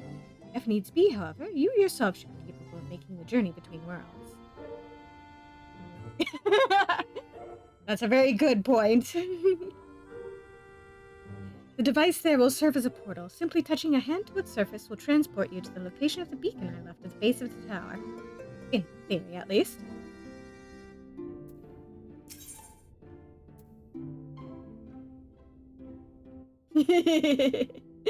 Alright, let's start with Alfie. You will visit Alfino and Colucia then? Excellent. As I mentioned, your destination is an island off the west coast, so you will need a mount capable of making the journey.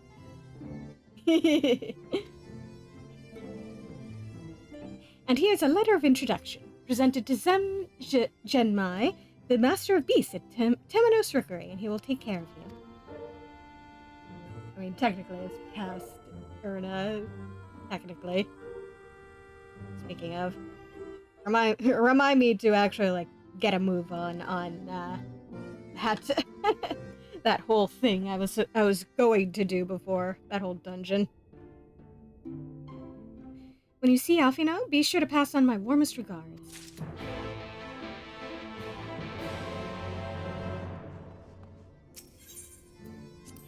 It's been months and I've been meaning to get back to that.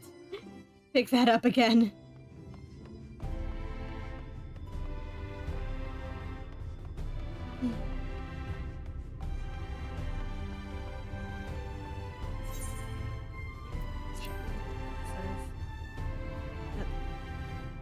Everything but dark mode is at least 71.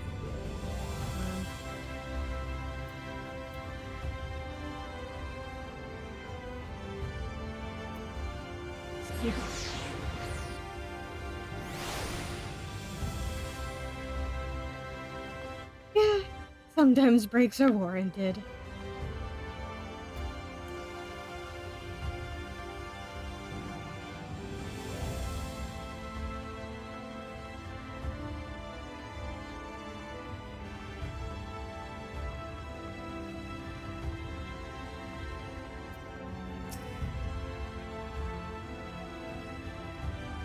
Hold a moment, sinner. You're not from around here, are you? A fellow wandering soul? An eternal inhabitant of the road? I thought so. Airloth's the name. My aspiration is to travel the whole wide world. Though it's a fair bit smaller than it used to be, so as far as dreams go, it's a lot more realistic than you might think. But danger still lurks in every corner and around every bend. Even so, the sinner's got nerves of steel. He's a born explorer, Airloth. There's no land too distant or place too forbidden, What is that I spy poking out of your pack? A log, if I'm not mistaken. Give it over if you would.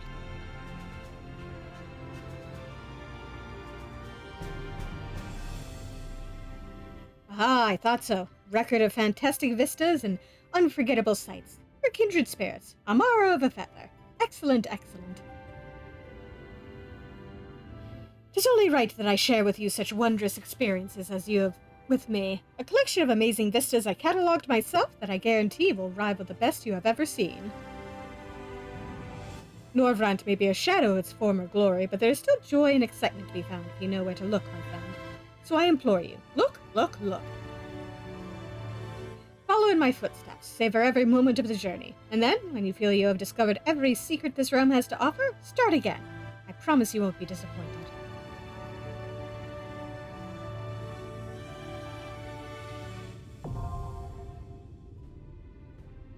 Shadowbringers entries have been added to your sightseeing log. You must be a disciple of war magic of level 70 or above to record Shadowbringers vistas.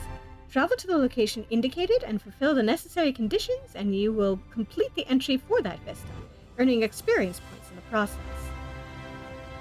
Use your wits and the notes provided by Airloth to identify these stunning sights and the proper way to appreciate them, and see Norvrant as only the greatest explorers have seen her.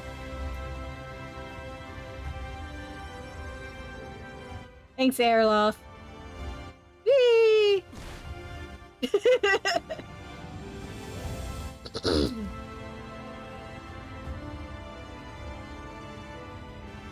Don't mind the shattering of my ankles.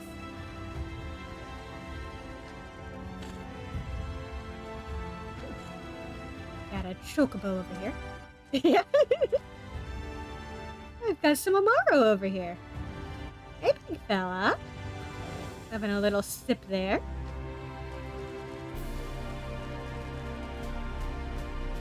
And are you having a munch? Yep, you're having a munch.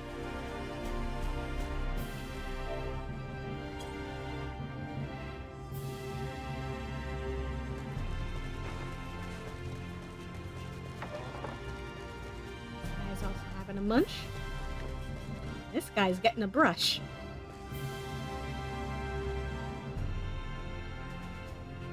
So patient, big guy. Your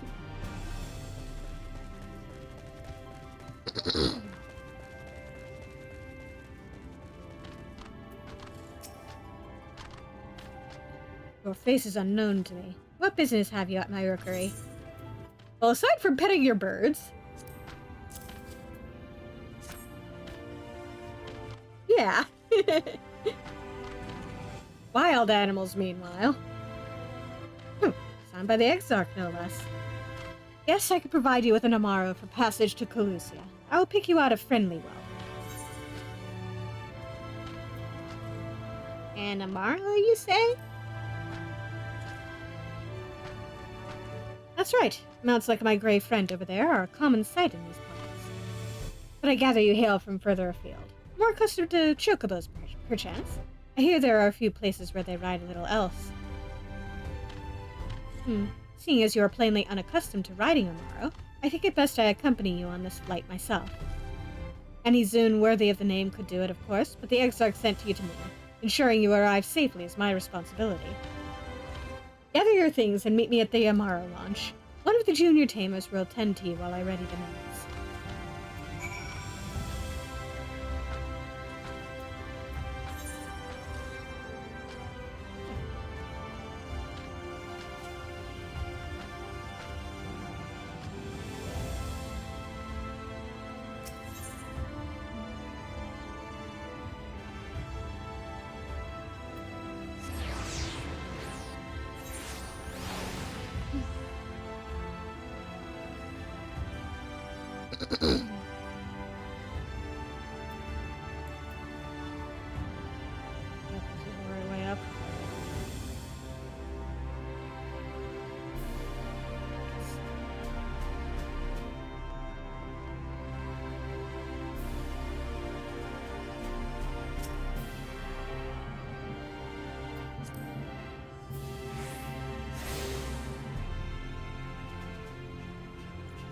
You have attuned yourself to all the Aethernet shards in the Crystarium.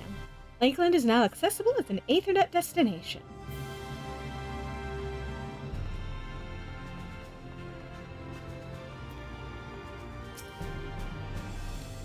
Looking to procure yourself an Amaro? Then I reckon you've come to the right place. 1 second, if you would. And there we have it. I've added you to our register. Pray come back whenever you're in need of a mount.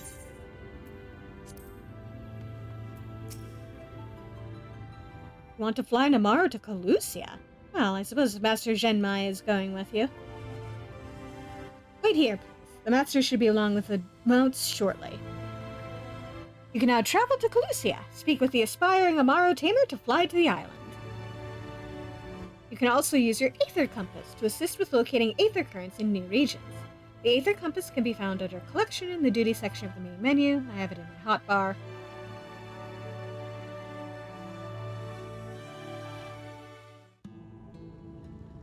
The whistling breeze, mute. The pounding surf, frozen. Time itself takes a breath.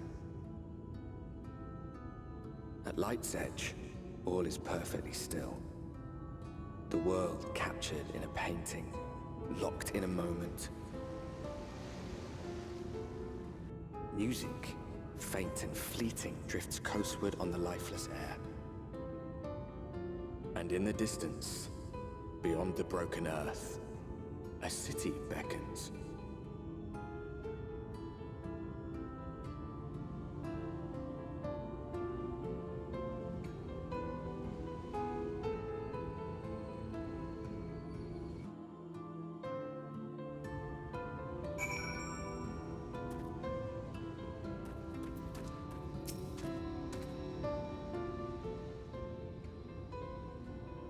We are arrived. This is Cracked Shell Beach on the eastern coast of Calusia. You should be safe here for the present. Compared to the mainland, Sin Eater attacks are far less prevalent, and the native beasts are not any more dangerous than elsewhere. It is the people you should be wary of.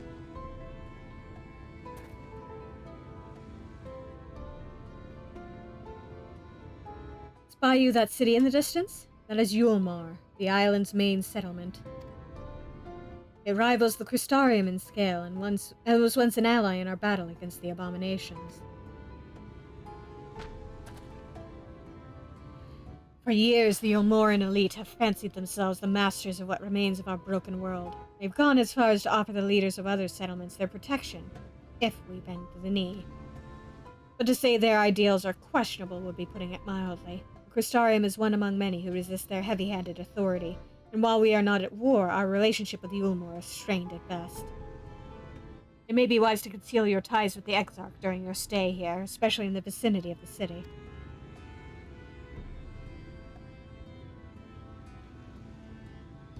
I'm glad we understand each other. Now, the Exarch has instructed me to divulge a secret that should make finding your friend a good deal easier. Listen closely.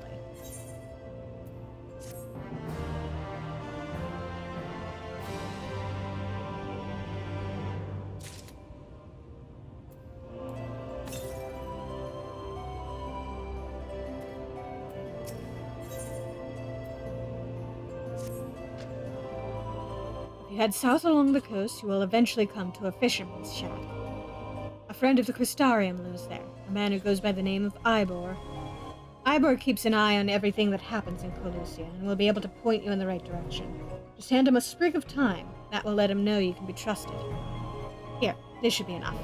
Find your friend, and we'll stay here with the Amaro until you're ready to return.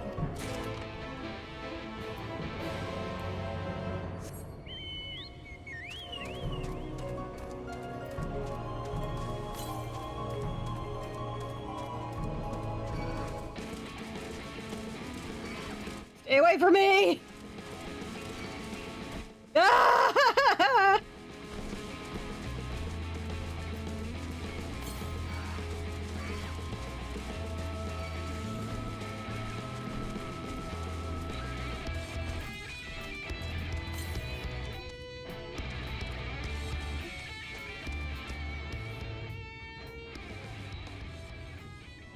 There it is.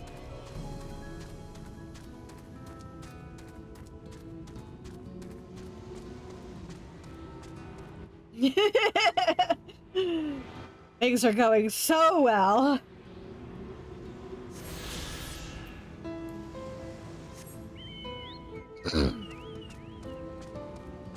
We're off to a rousing good start.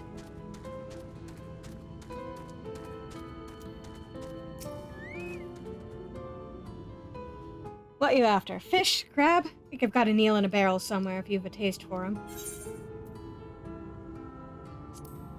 Tasty as that sounds, I got other business. Ooh, I do love a bit of thyme. Chuck some in the pan and it's like a bloody festival of flavor. Now what is it I can do for you? Can't say as there's been any major upsets to report these past few weeks. Alfino, eh? I know the one. Our young champion of the downtrodden. Yulmore's richer than all of Norvrend put together, but it's a different story for them as live outside the city. Most spend every waking moment just trying to stay alive, which makes her friend's dedication to helping others stand out all the more. I can hazard a guess as to where he is now. Get a message to him. But you'll need someone quiet to meet, away from prying eyes. Make for Stilltide. That's the fishing village just up the path there. If you're looking for a rundown excuse for a tavern, the locals call it a Leaky Keel. Wait there and I'll see that Alfino joins you.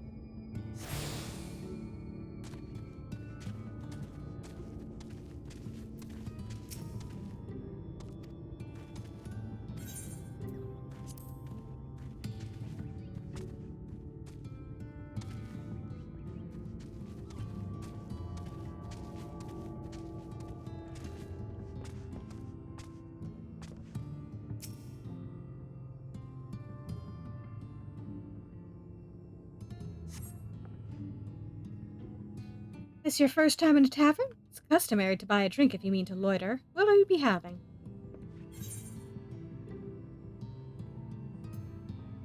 Give me some mead. A fine choice. And what will you be paying with? Some gil? Well now, those are exotic. Where did you come by coins like that? I'm sorry, dear, I don't doubt they have value.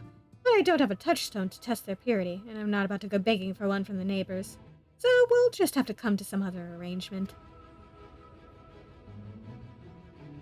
Ah, here's an idea. There's a common to the north where we grow our vegetables, but lately the pests have been eating more of them than we have.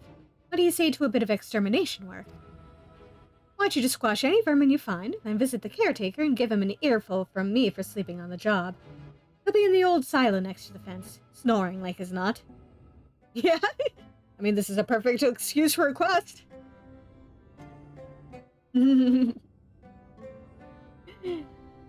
Alas.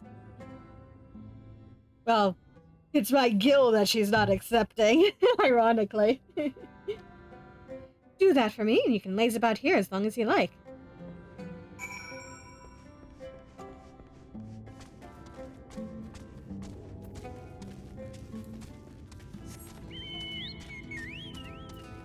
She's suspicious of my foreign gill.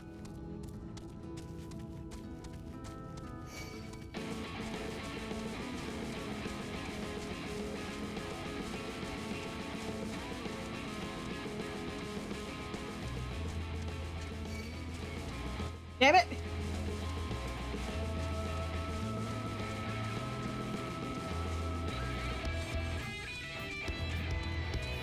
I mean, sure, I'm here to get rid of vermin, but you're not the vermin I want. Yeah.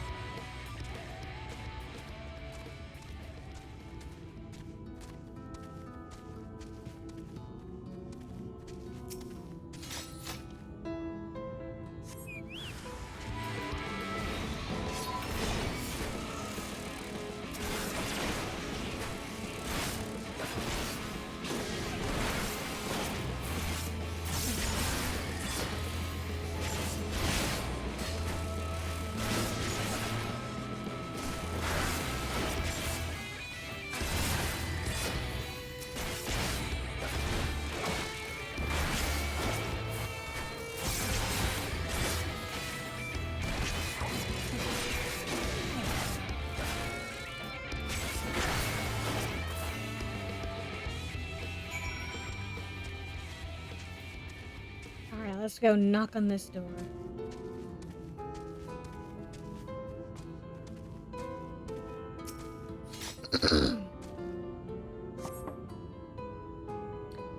No response. Maybe you need to knock louder.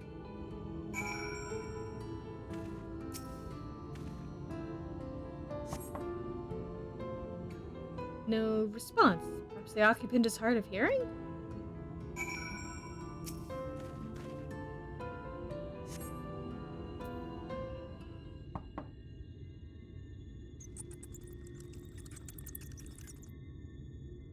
You hear a faint squeaking from the room beyond. Time to burst in and save the day, brave adventurer!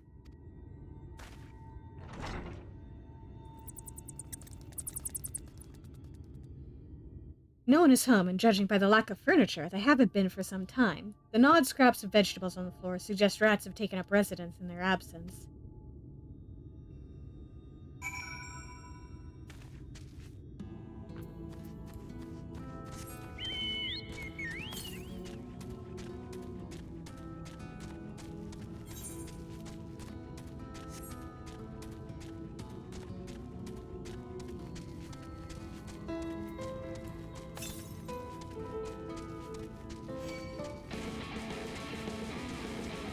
Leave me alone!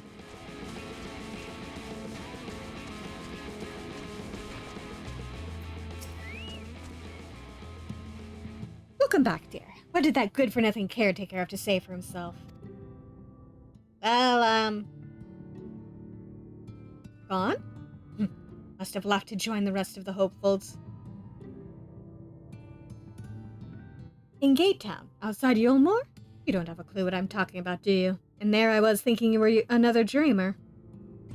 Well, never mind all that. Take a seat wherever you like, dear. You've more than earned it. I'll even throw in another drink on the house.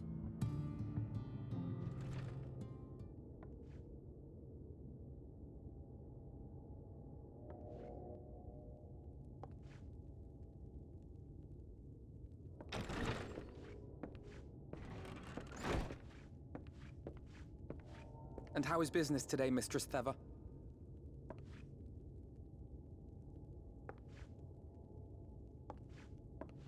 Oh, frenetic. Look, I have a new customer.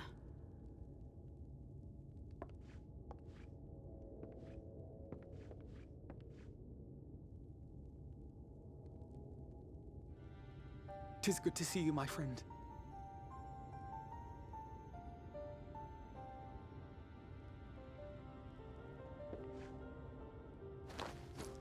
The barley seeds you wanted. They should produce a better harvest than the last. What, just like that? Oh, Alfie, no, you really are a dear. Well, I'd best be tidying up some of those empty shacks before the pests move in. Keep an eye on the place while I'm out, eh?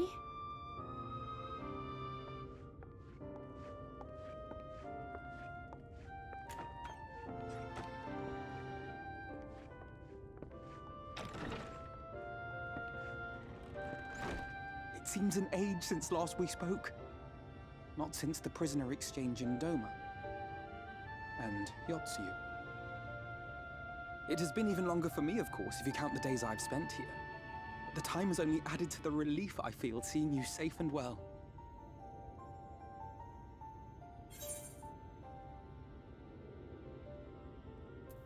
Me? I was more worried about you. Huh. Alize said much the same thing. I don't think I've ever had such a scolding. But I believe an exchange of news is in order. Come, tell me of your arrival and all that came before.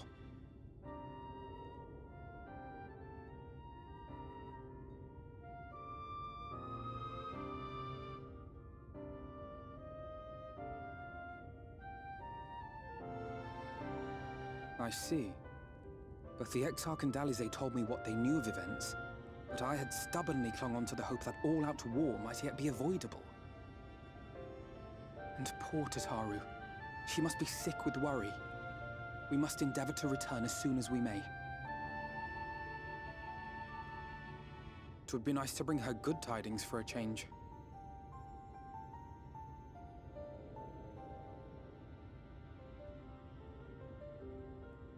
But before we bid this world farewell, we must first ensure that it is not rejoined to the source. We must prevent the 8th Umbral calamity. Urianger's vision of the future has, I fear, every chance of coming true. By his description, the catalyst for the calamity was a formless and deadly weapon employed by the Garlean Empire.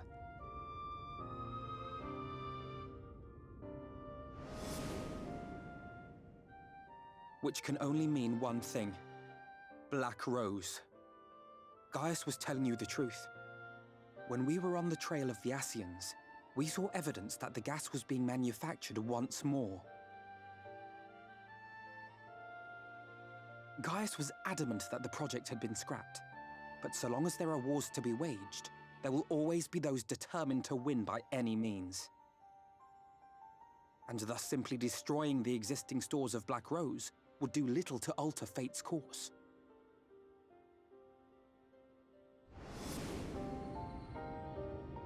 In that sense, our involuntary journey here to the First was something of a boon.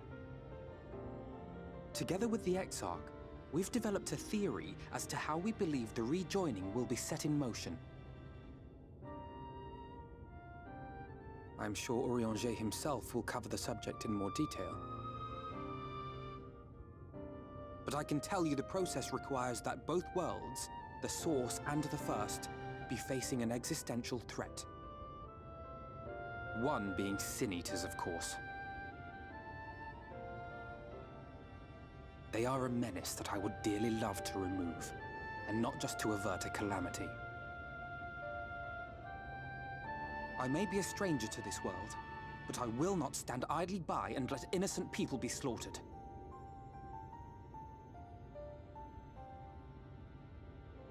That is what brought me to the gates of Yulmore. Ignoring its pretensions as a kind of capital city to what remains of the world, it is nonetheless a center of power and authority. If any solutions are to be found, I believe our search should begin there. What say you, old friend? Hungry for another adventure?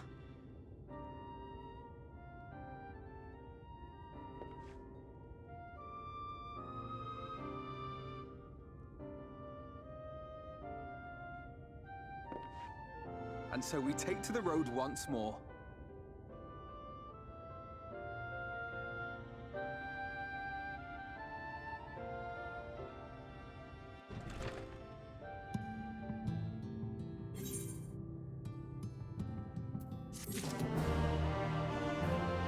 Alas. The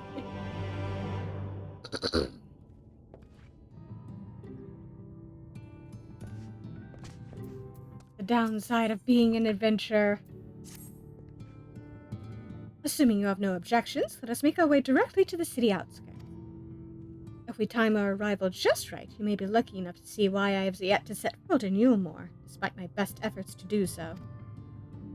Come, from here we must head west and then cross a small bridge.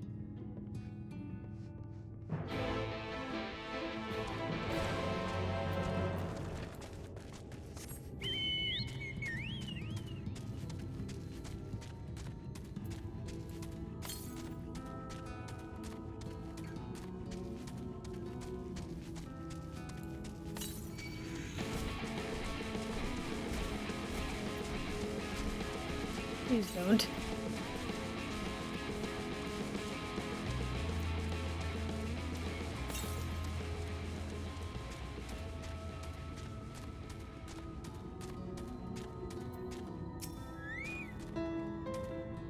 Lucius seems peaceful, does it not? Almost familiar. I had a similar impression of the Crystarium.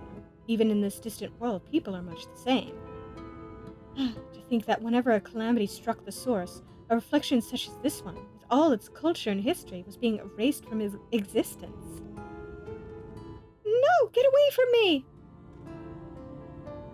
Over there! Quickly, someone's in trouble!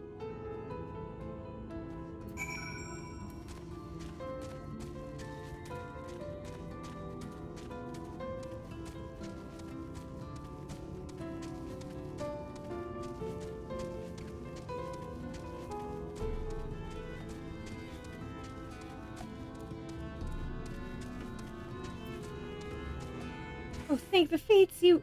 Look out!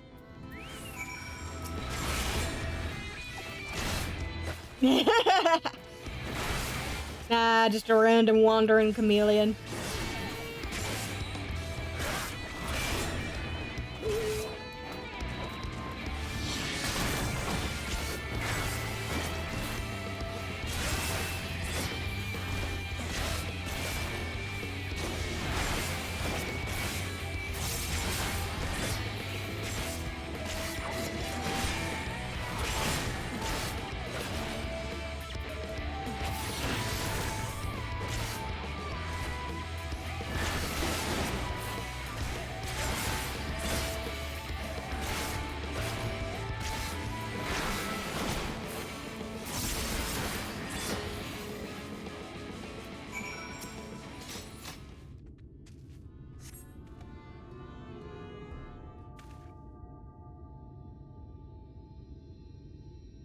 Poor heart. Thank you, young sir. I'm probably about the same age as you, let's be real here. Ah, there you are. In my haste, I lost my bearings. But I see you have the situation well in hand. Fine work. Are you all right, madam? Just a few bruises from where I fell. Nothing compared to what was in store for me before this brave soul came to my rescue. I honestly thought I was done for. My feet are not as swift as they once were, and I knew there was no one left to hear me scream. Not that I let that stop me. I should probably leave my old house behind and queue up outside Yulmore with the rest of them. Doubt those fancy lords and ladies would welcome an old crone like me. Still, even a shack near the gate has to be safer than staying here. One would hope. Either way, I suggest you avoid wandering alone, lest you make the Sin Eater's task any easier. Thank you again. You saved my life. Well, I'm sure a strapping lad like you has little to fear, but I wouldn't linger long in this place. There's naught to be had here but cobwebs and memories.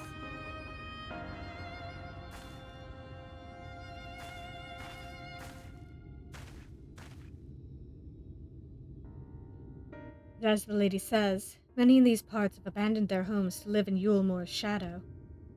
Should the Sin Eaters descend upon this region, there are precious few with the strength to fight them off. Speaking of which, what have you been told of these monsters? A brief history, then. It was not long after the flood swallowed the better part of the world that the Sin Eaters first appeared. Some beastly, some beauteous. Regardless of their form, all seem incapable of speech, and all are driven by the same insatiable appetite for mortal aether. They are predators, and we are their prey. Calusia suffers from far fewer attacks than most regions, but even so, the list of the Sin Eater's victims grows longer by the day. A tragedy without end.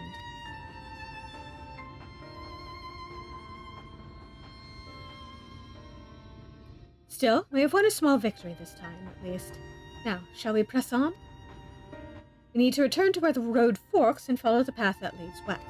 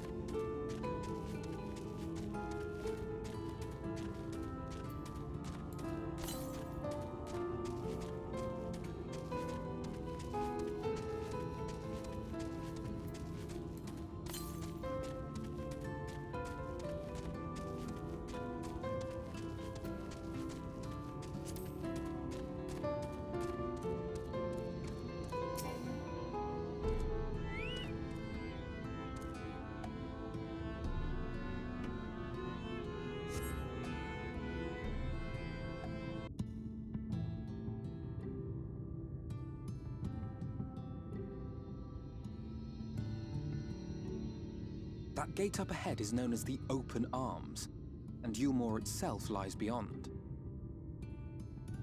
This, meanwhile, is the aptly named Gate Town, the dwelling place of the many desperate souls who hope to be chosen to live in the city proper.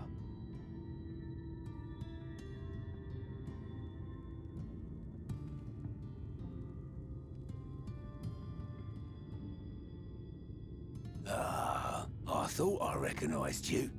Brought a new friend, eh?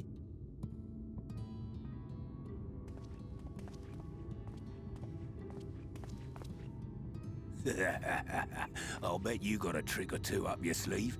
Maybe even 3. Care to show me?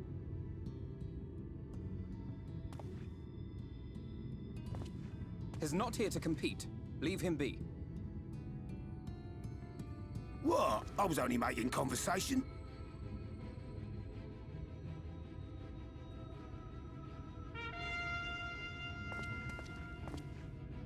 Ladies and gentlemen, your attention, please!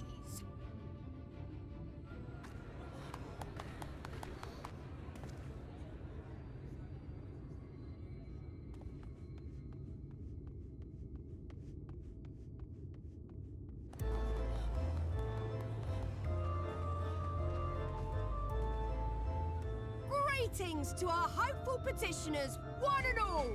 Yulmore extends its warmest regards. Let it be known that a lady of distinction wishes to dine on fish divine. We seek a master culinarian who can guarantee seafood perfection. Dazzle the matron with your delicious dishes, and life in the city will be yours to enjoy, even on days when fish is not on the menu! Who among you will answer the call? Name yourself or another, we may not at all. Fish, is it? Was there anyone? What about that girl?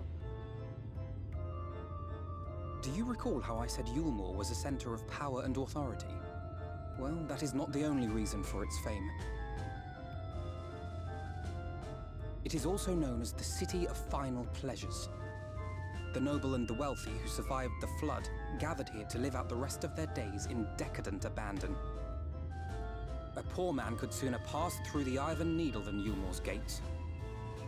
The only way the common folk can enter this perverted paradise is if they fulfill the whim of one of the privileged. And so they are picked over like market produce.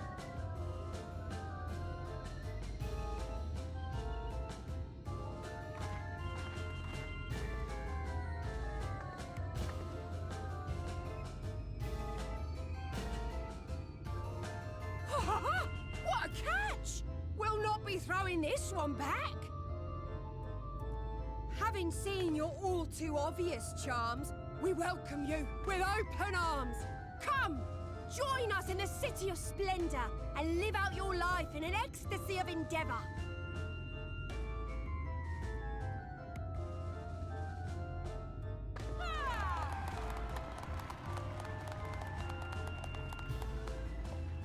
Oh, just look at those expectant faces. What could you possibly be waiting for? Well, well, what have we here? An extra share of meal to celebrate our newest resident!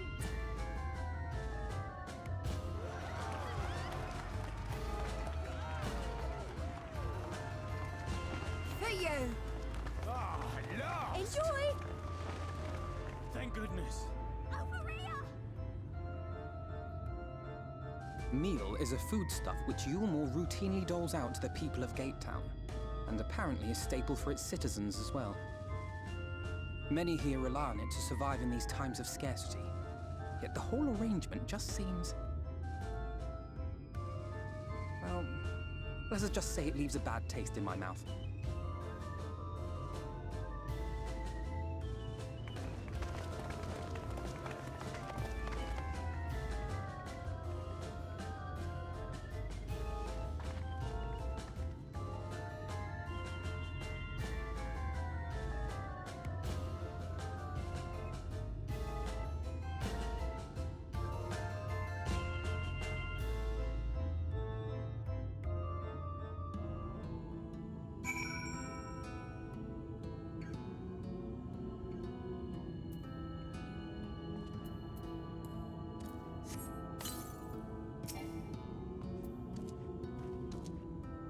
Now you understand why my attempts to enter the city have thus far come to naught. The dubious privilege of residency must be won via a contest with ever-changing rules. They say this policy has been in place for the past 2 decades, ever since Yulmore's current ruler came into power. Yet from what I have seen, it does more harm than good. Not only does it distract people from our shared struggle against the Sin Eaters, it robs them of their self-sufficiency. I've tried to propose ways they could improve their lot, but my words invariably fall on deaf ears. The attitude is so entrenched now, I worry that... well, mayhap you should take a turn around Gatetown and judge the situation for yourself.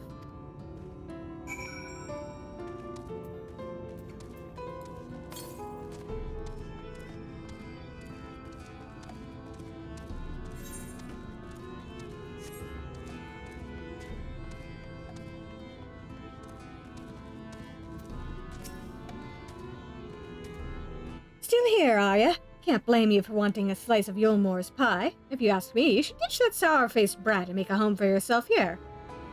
Gatetown's not much to look at, aye, but at least it's safe. And a meal is the best thing I've ever tasted.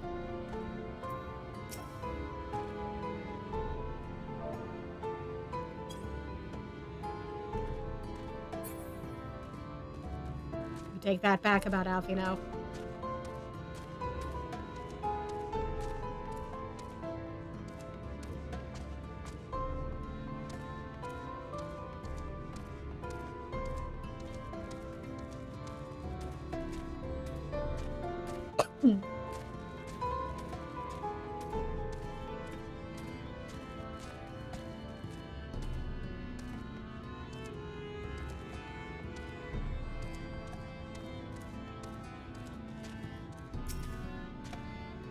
A large pot bubbles over the flame. Pale chunks, meal, you realize, float in the otherwise plain broth.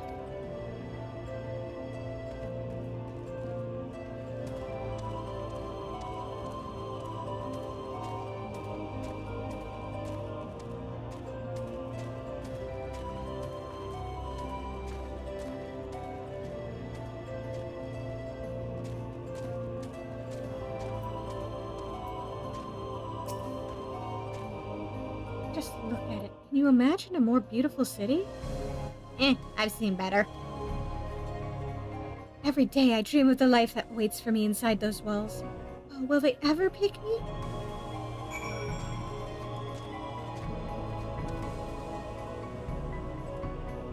Come on.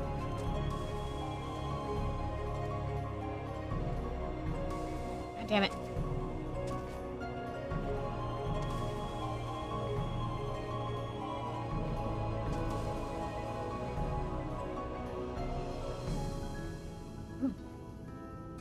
God damn it.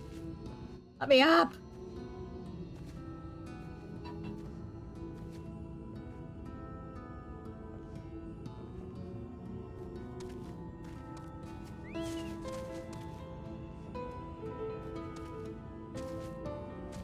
Yeah.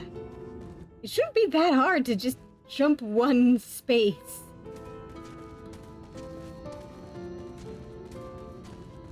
Maybe I'll come back when I have flying. Nope. Can't control the bunny hops.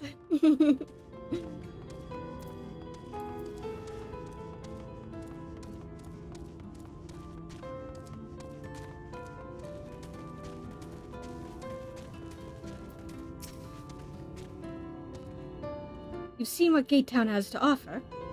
These people can no longer fend for themselves. They've become dependent on handouts of meal, and believe Yulmore is the answer to all their woes. I can talk. Yet no matter how I frame my encouragement, they seem unwilling, nay, unable to conceive of any other way of life.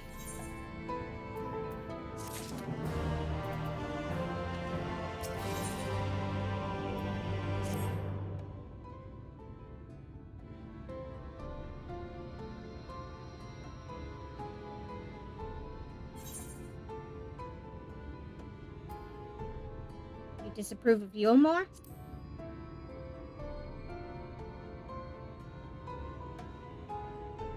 It's difficult to make a final judgment without first seeing the city's inner workings. Mayhap it is that uncertainty which always makes me feel so ill at ease here. Not that it matters. However unjust this system seems to me, if these people claim to be content with their lot, it is hardly my place to criticize their choices.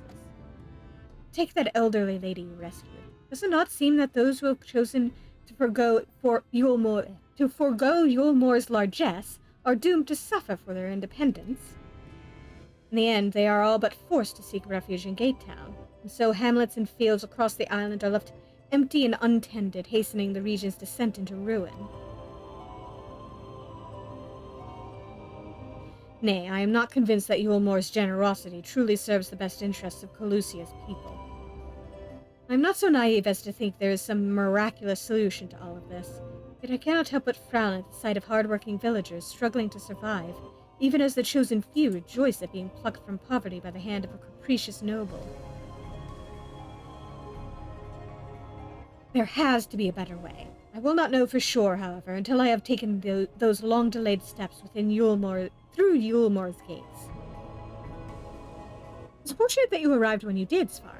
I have been working on a scheme to insinuate myself into the city, and if all goes to plan, it should soon come to fruition.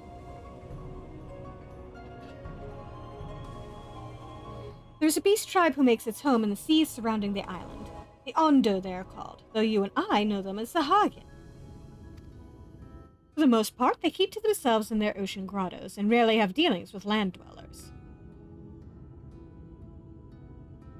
But as Tataru took such great pains to impress upon me during our stay in Kugane, business favors the bold, and so I reached out to them. I duly discovered that the Ondo are inordinately fond of land-grown produce, fresh fruits in particular, and when I offered to procure such goods for them, they promised to pay me in pearls. An attractive business venture for any prospective investor, would you not agree? Surely even the most jaded Yulmoran lord would have time for a merchant who can make pearls from plums and pumpkins. Yes, I've come a long way since my days of buying samurai swords without first negotiating a price. Oh, good!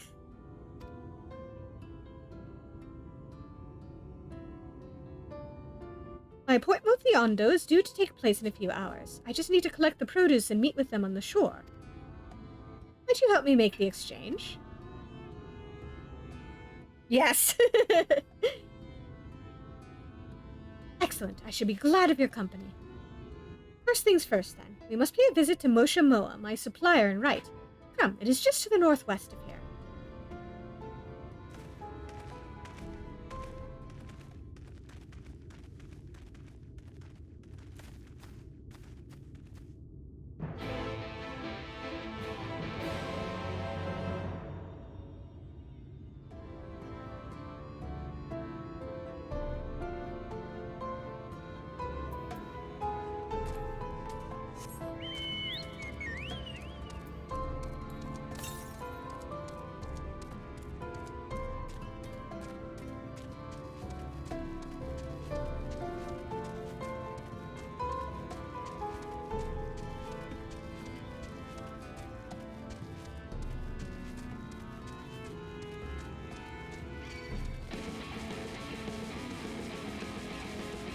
Leave me alone.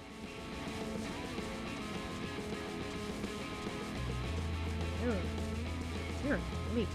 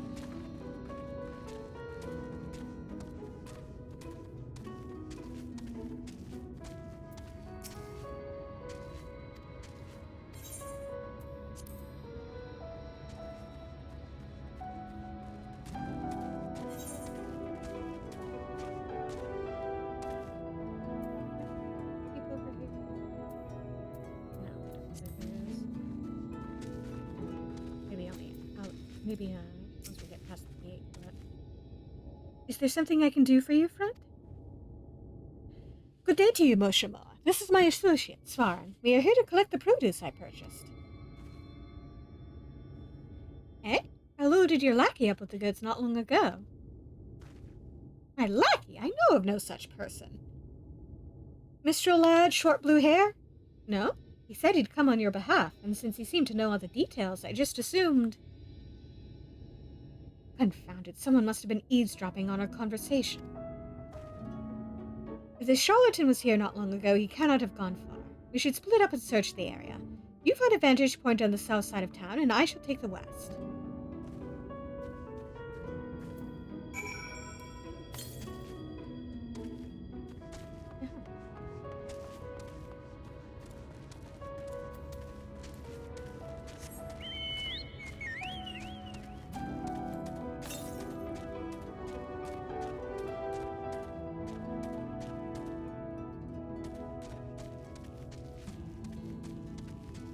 Quick detour to find this.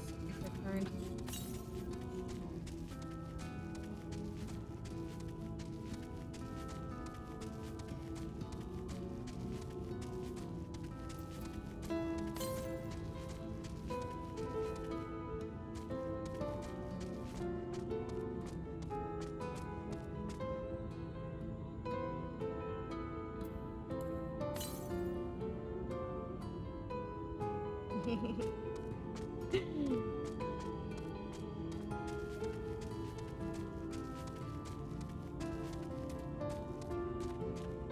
Who knows?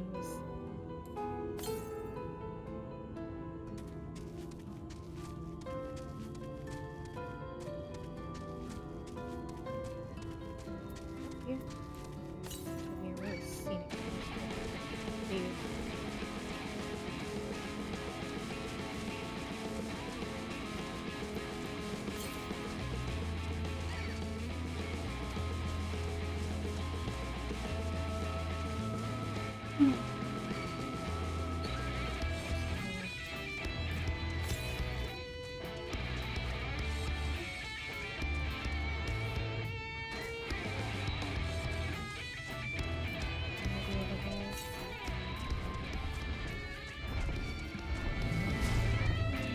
I believe the quest will take me near it, so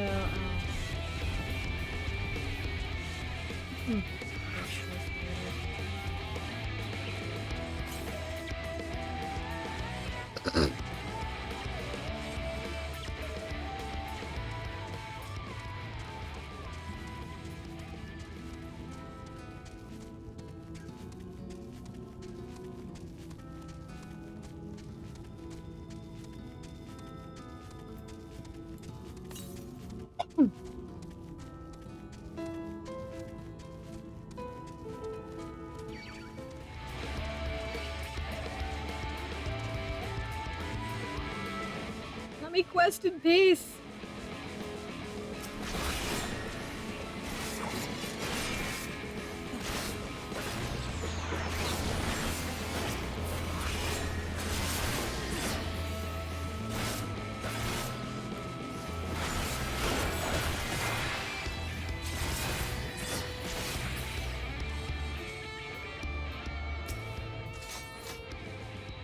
Search the surroundings for a male mistel with short blue hair.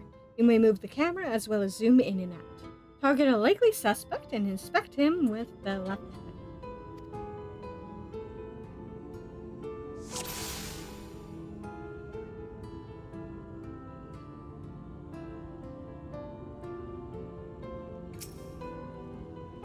There he is.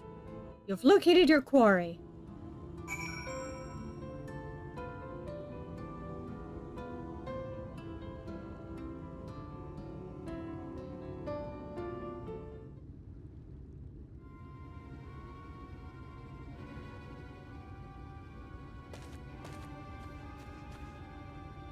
Darn, any sign of him?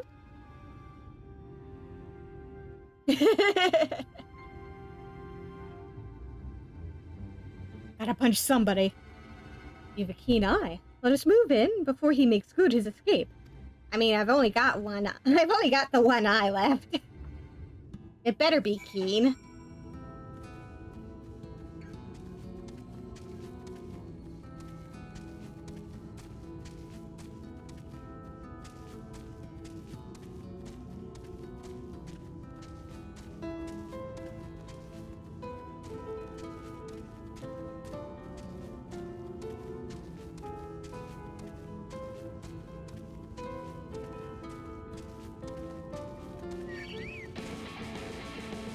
Really?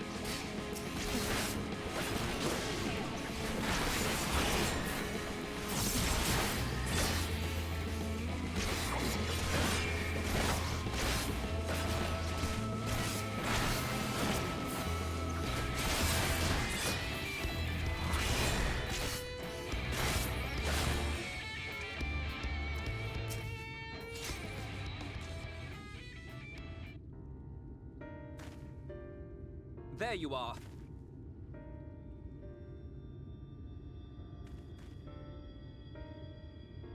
The thief who claimed the harvest on my behalf. Hand it over. Well, forgive me. I have to get into the city.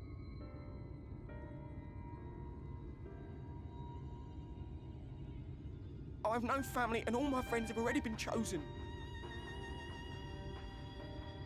No one here gives a damn about me. When the meal gets handed out, I'm lucky if I get a smell of it. No matter what I do, they won't call out my name. I'm so tired, I'm so bloody hungry. I thought maybe I could steal your idea, get in that way.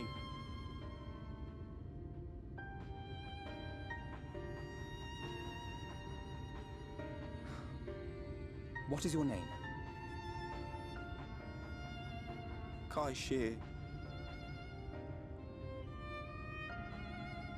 Tell me then, Kai Shear, must it be Yulmore or nothing? What of the Christerium? They may not offer charity, but you would be fairly compensated for any work you did. No, it has to be Yulmore. That's where all my friends are.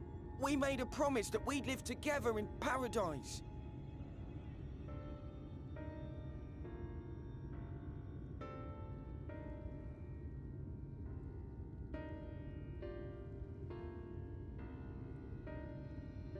I was to make my deal with the Ondo at the Clave. Listen carefully, and I shall tell you my plans for the business, and how best to arouse the Yulmoran's interest. You'll give me your place? Just like that? I'm giving you a chance and nothing more. What comes of it is entirely up to you. I understand. Oh, thank you, thank you!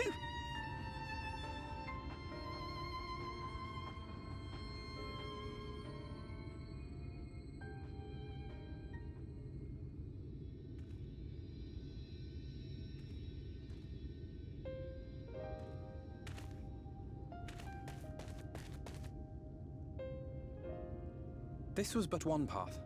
There will be others. But for young Kai Shear, it was the difference between life and death. I do not regret my decision, yet I will admit that a part of me wonders if it was for the best.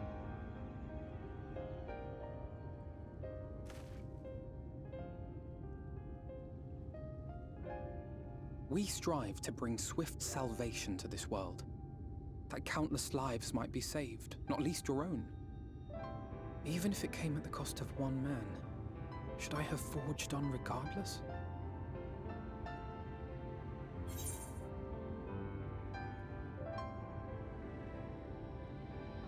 That's not who you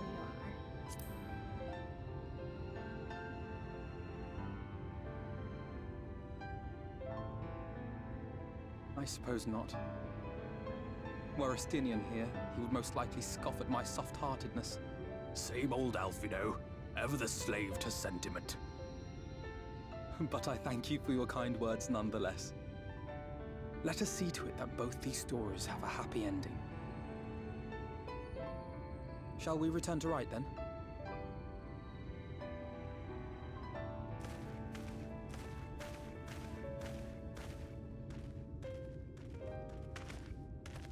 Is that?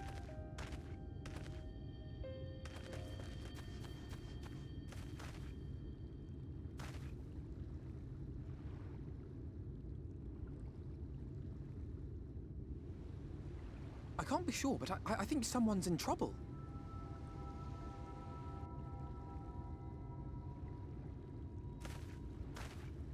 Come on, they may need our help.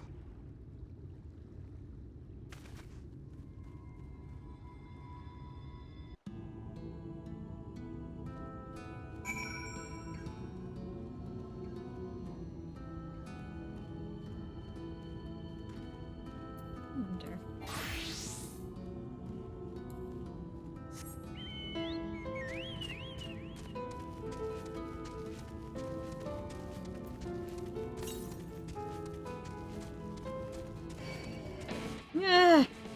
Leave me alone!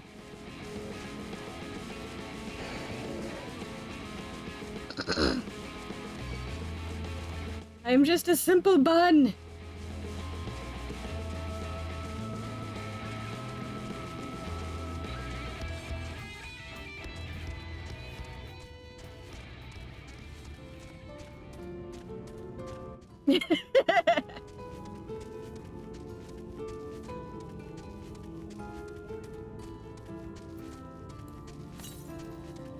I just like rocking out.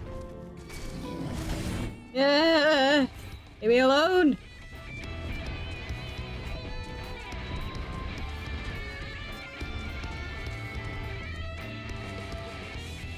Aha! Yep.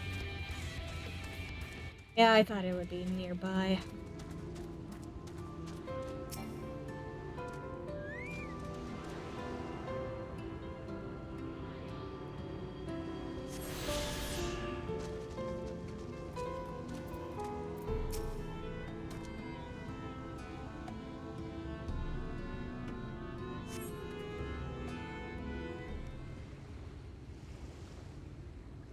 That should take care of the worst of his injuries. Water. Mercy, mercy, I beg you.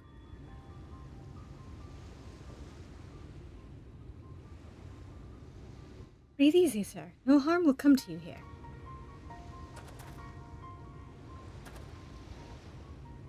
Poor man is shivering. Pray keep an eye on him while I get a fire going.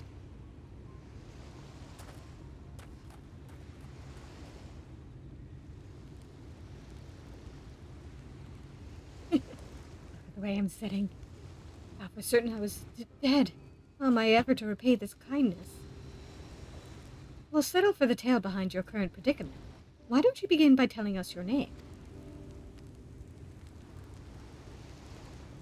Tristal.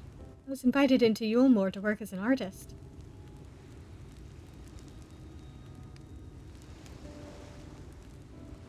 A wealthy couple took me in to paint pictures for them, but when my style proved contrary to their taste, they just as quickly turfed me out onto the street. I was left penniless and patronless, a grave sin in Lord Valtry's city.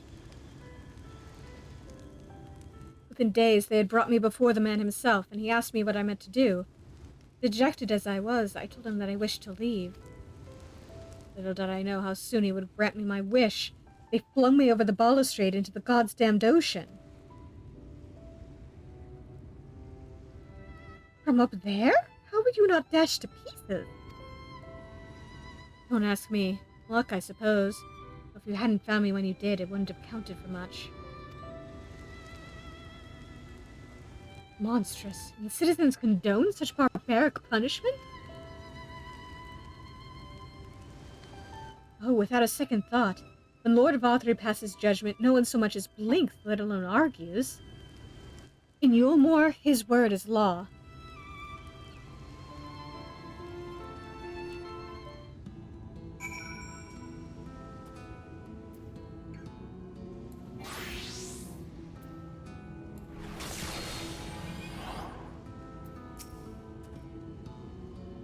The more I hear about Yulmore, the more determined I am to see what waits within its walls. I shall bend all my thoughts towards securing another way into the city.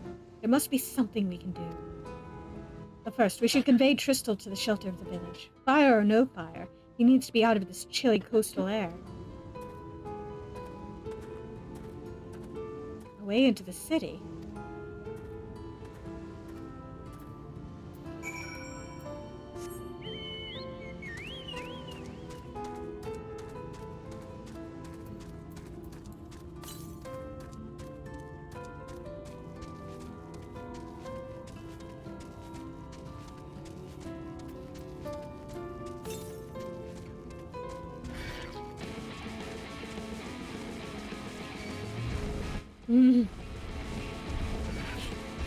Yeah, sure. Let's see how many people we can get dragged along with this.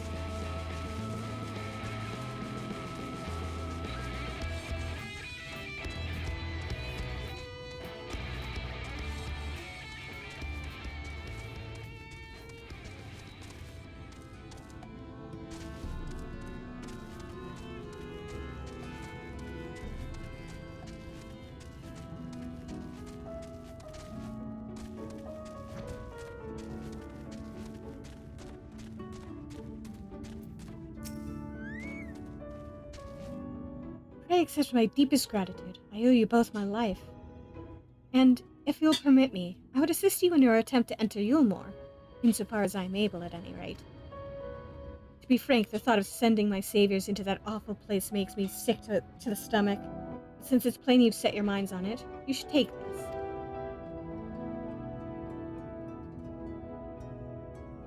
It's my favorite paintbrush. The Ulmor and Elite are never satisfied until they get exactly what they want.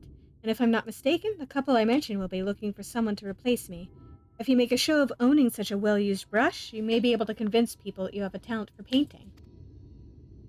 Are you certain? And this is your livelihood. We cannot deprive you of such a treasured possession.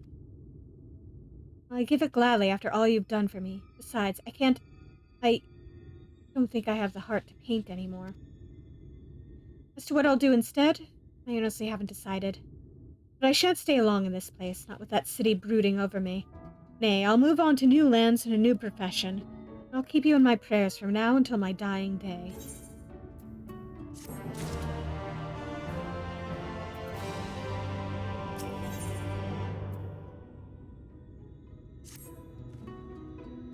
They say kindness is its own reward, but Tristal has repaid us with a gift as timely as it was unexpected. We will, however, need to act upon his advice before another painter steps in to fill the vacancy.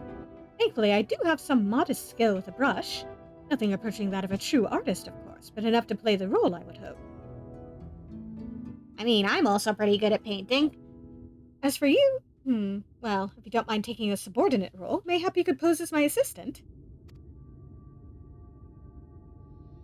Then it is settled. All we need to do now is return to Gate Town and await the next appearance of those vile jesters.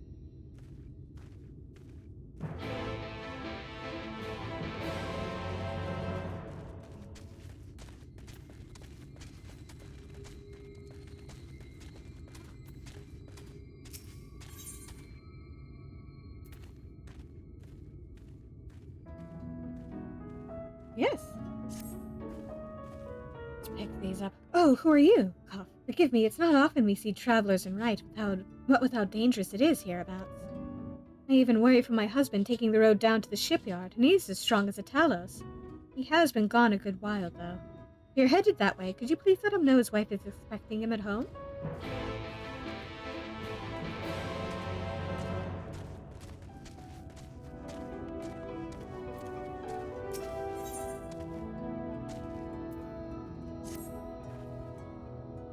Excuse me, but you're the gentleman Alfino is traveling with, aren't you? I'm sorry, I didn't quite catch your name. Ah, Svarn, how lovely to meet you. My name is Euless, and I'm the acting village mayor. I was hoping someone of your talents would pass through right before long. The thing is, I need to visit someone up at Stonegazer, but I'm afraid to walk the path alone. Do you think you could provide an escort? My thanks. I just couldn't bring myself to ask one of the villagers. You see, there's an incident a while back where a veteran band of hunters was badly mauled. Simply mentioning that it's unsafe to wander outside the village these days would be enough to bring back memories of that grisly scene, which is why it's been so difficult to even bring up the subject. But such does not change the fact that the roads are indeed dangerous. They meet me on the path to the north, and be prepared to fend off the wildlife.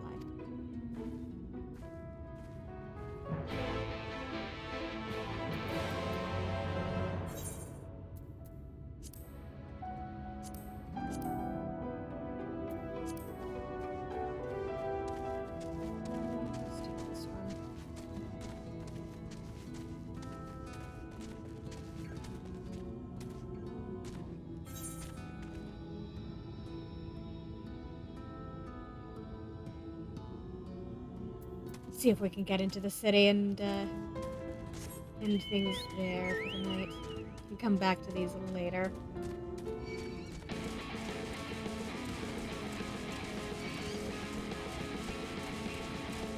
Leave me alone! You're too big and fluffy. I don't want to hurt you.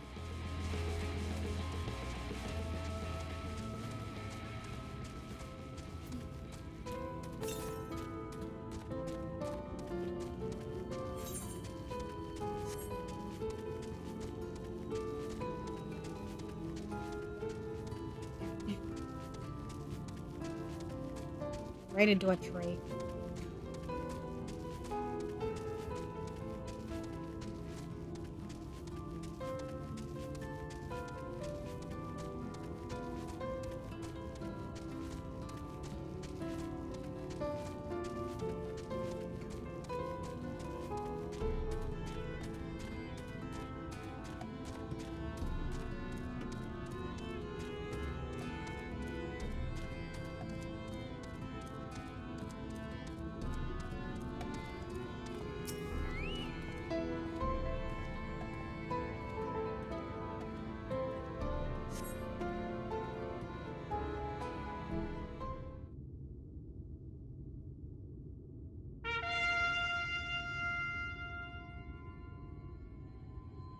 they come.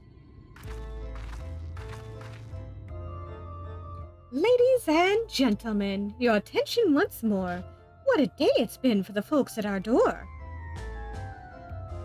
We've welcomed a peddler who made pearls from a plum, and now we've a place for a painter of a plum. Yep. So come along and don't be slow. It's time to let your colors show.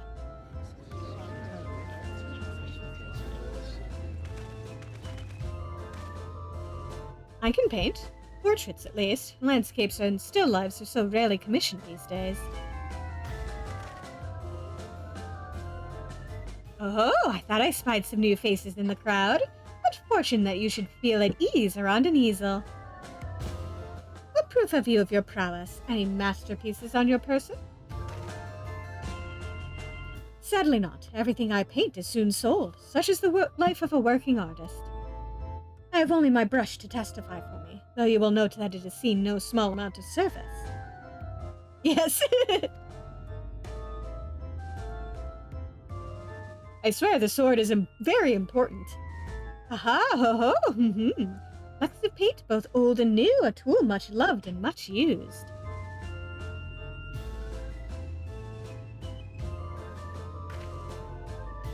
Not a prop to be conjured on the hop.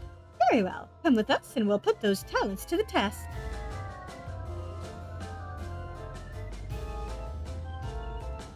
And who is this hanger-on? Well-wisher or parasite? Why, this is my assistant, he whose unfailing support allows my art to flourish. I will go with him or not at all. Parasite, then. We shall leave his fate in the hands of your new employer. It matters not a whit to us. Exactly. A beast known as Art Block. And having filled our latest vacant space, we retire to your more sweet embrace.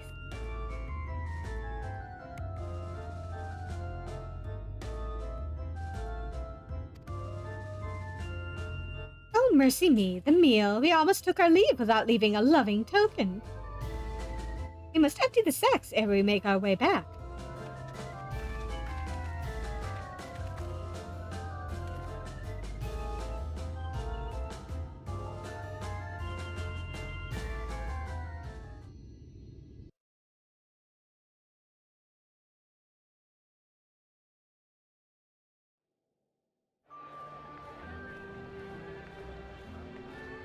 Redemption is beyond us.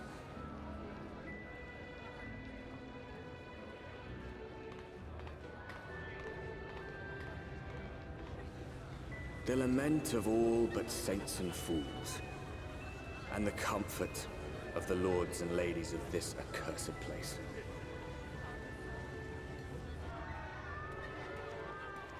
Once they held fast against the madness, only to embrace the coming cataclysm and delight in the end of days.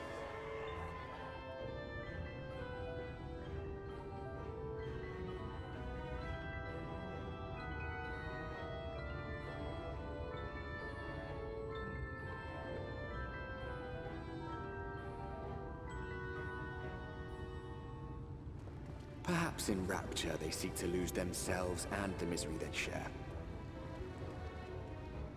Or perhaps for them alone, the promise of eternal pleasure really does hold true.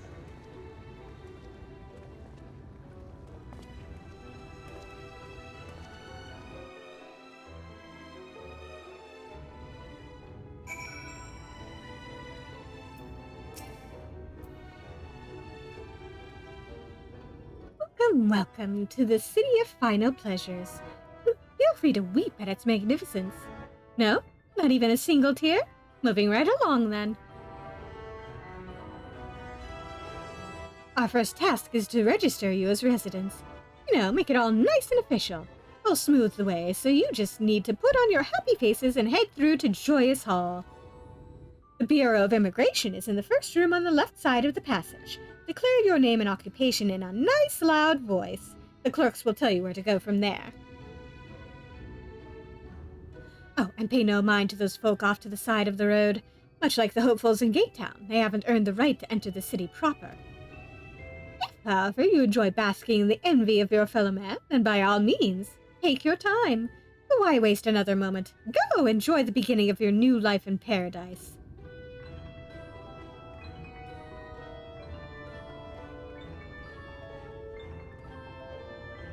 The Bureau of Immigration, was it? I suppose we had better show ourselves willing for the time being.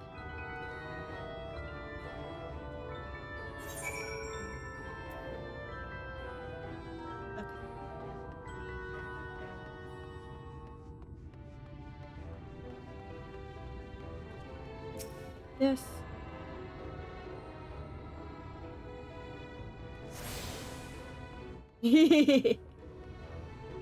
Gotta wait for the right moment.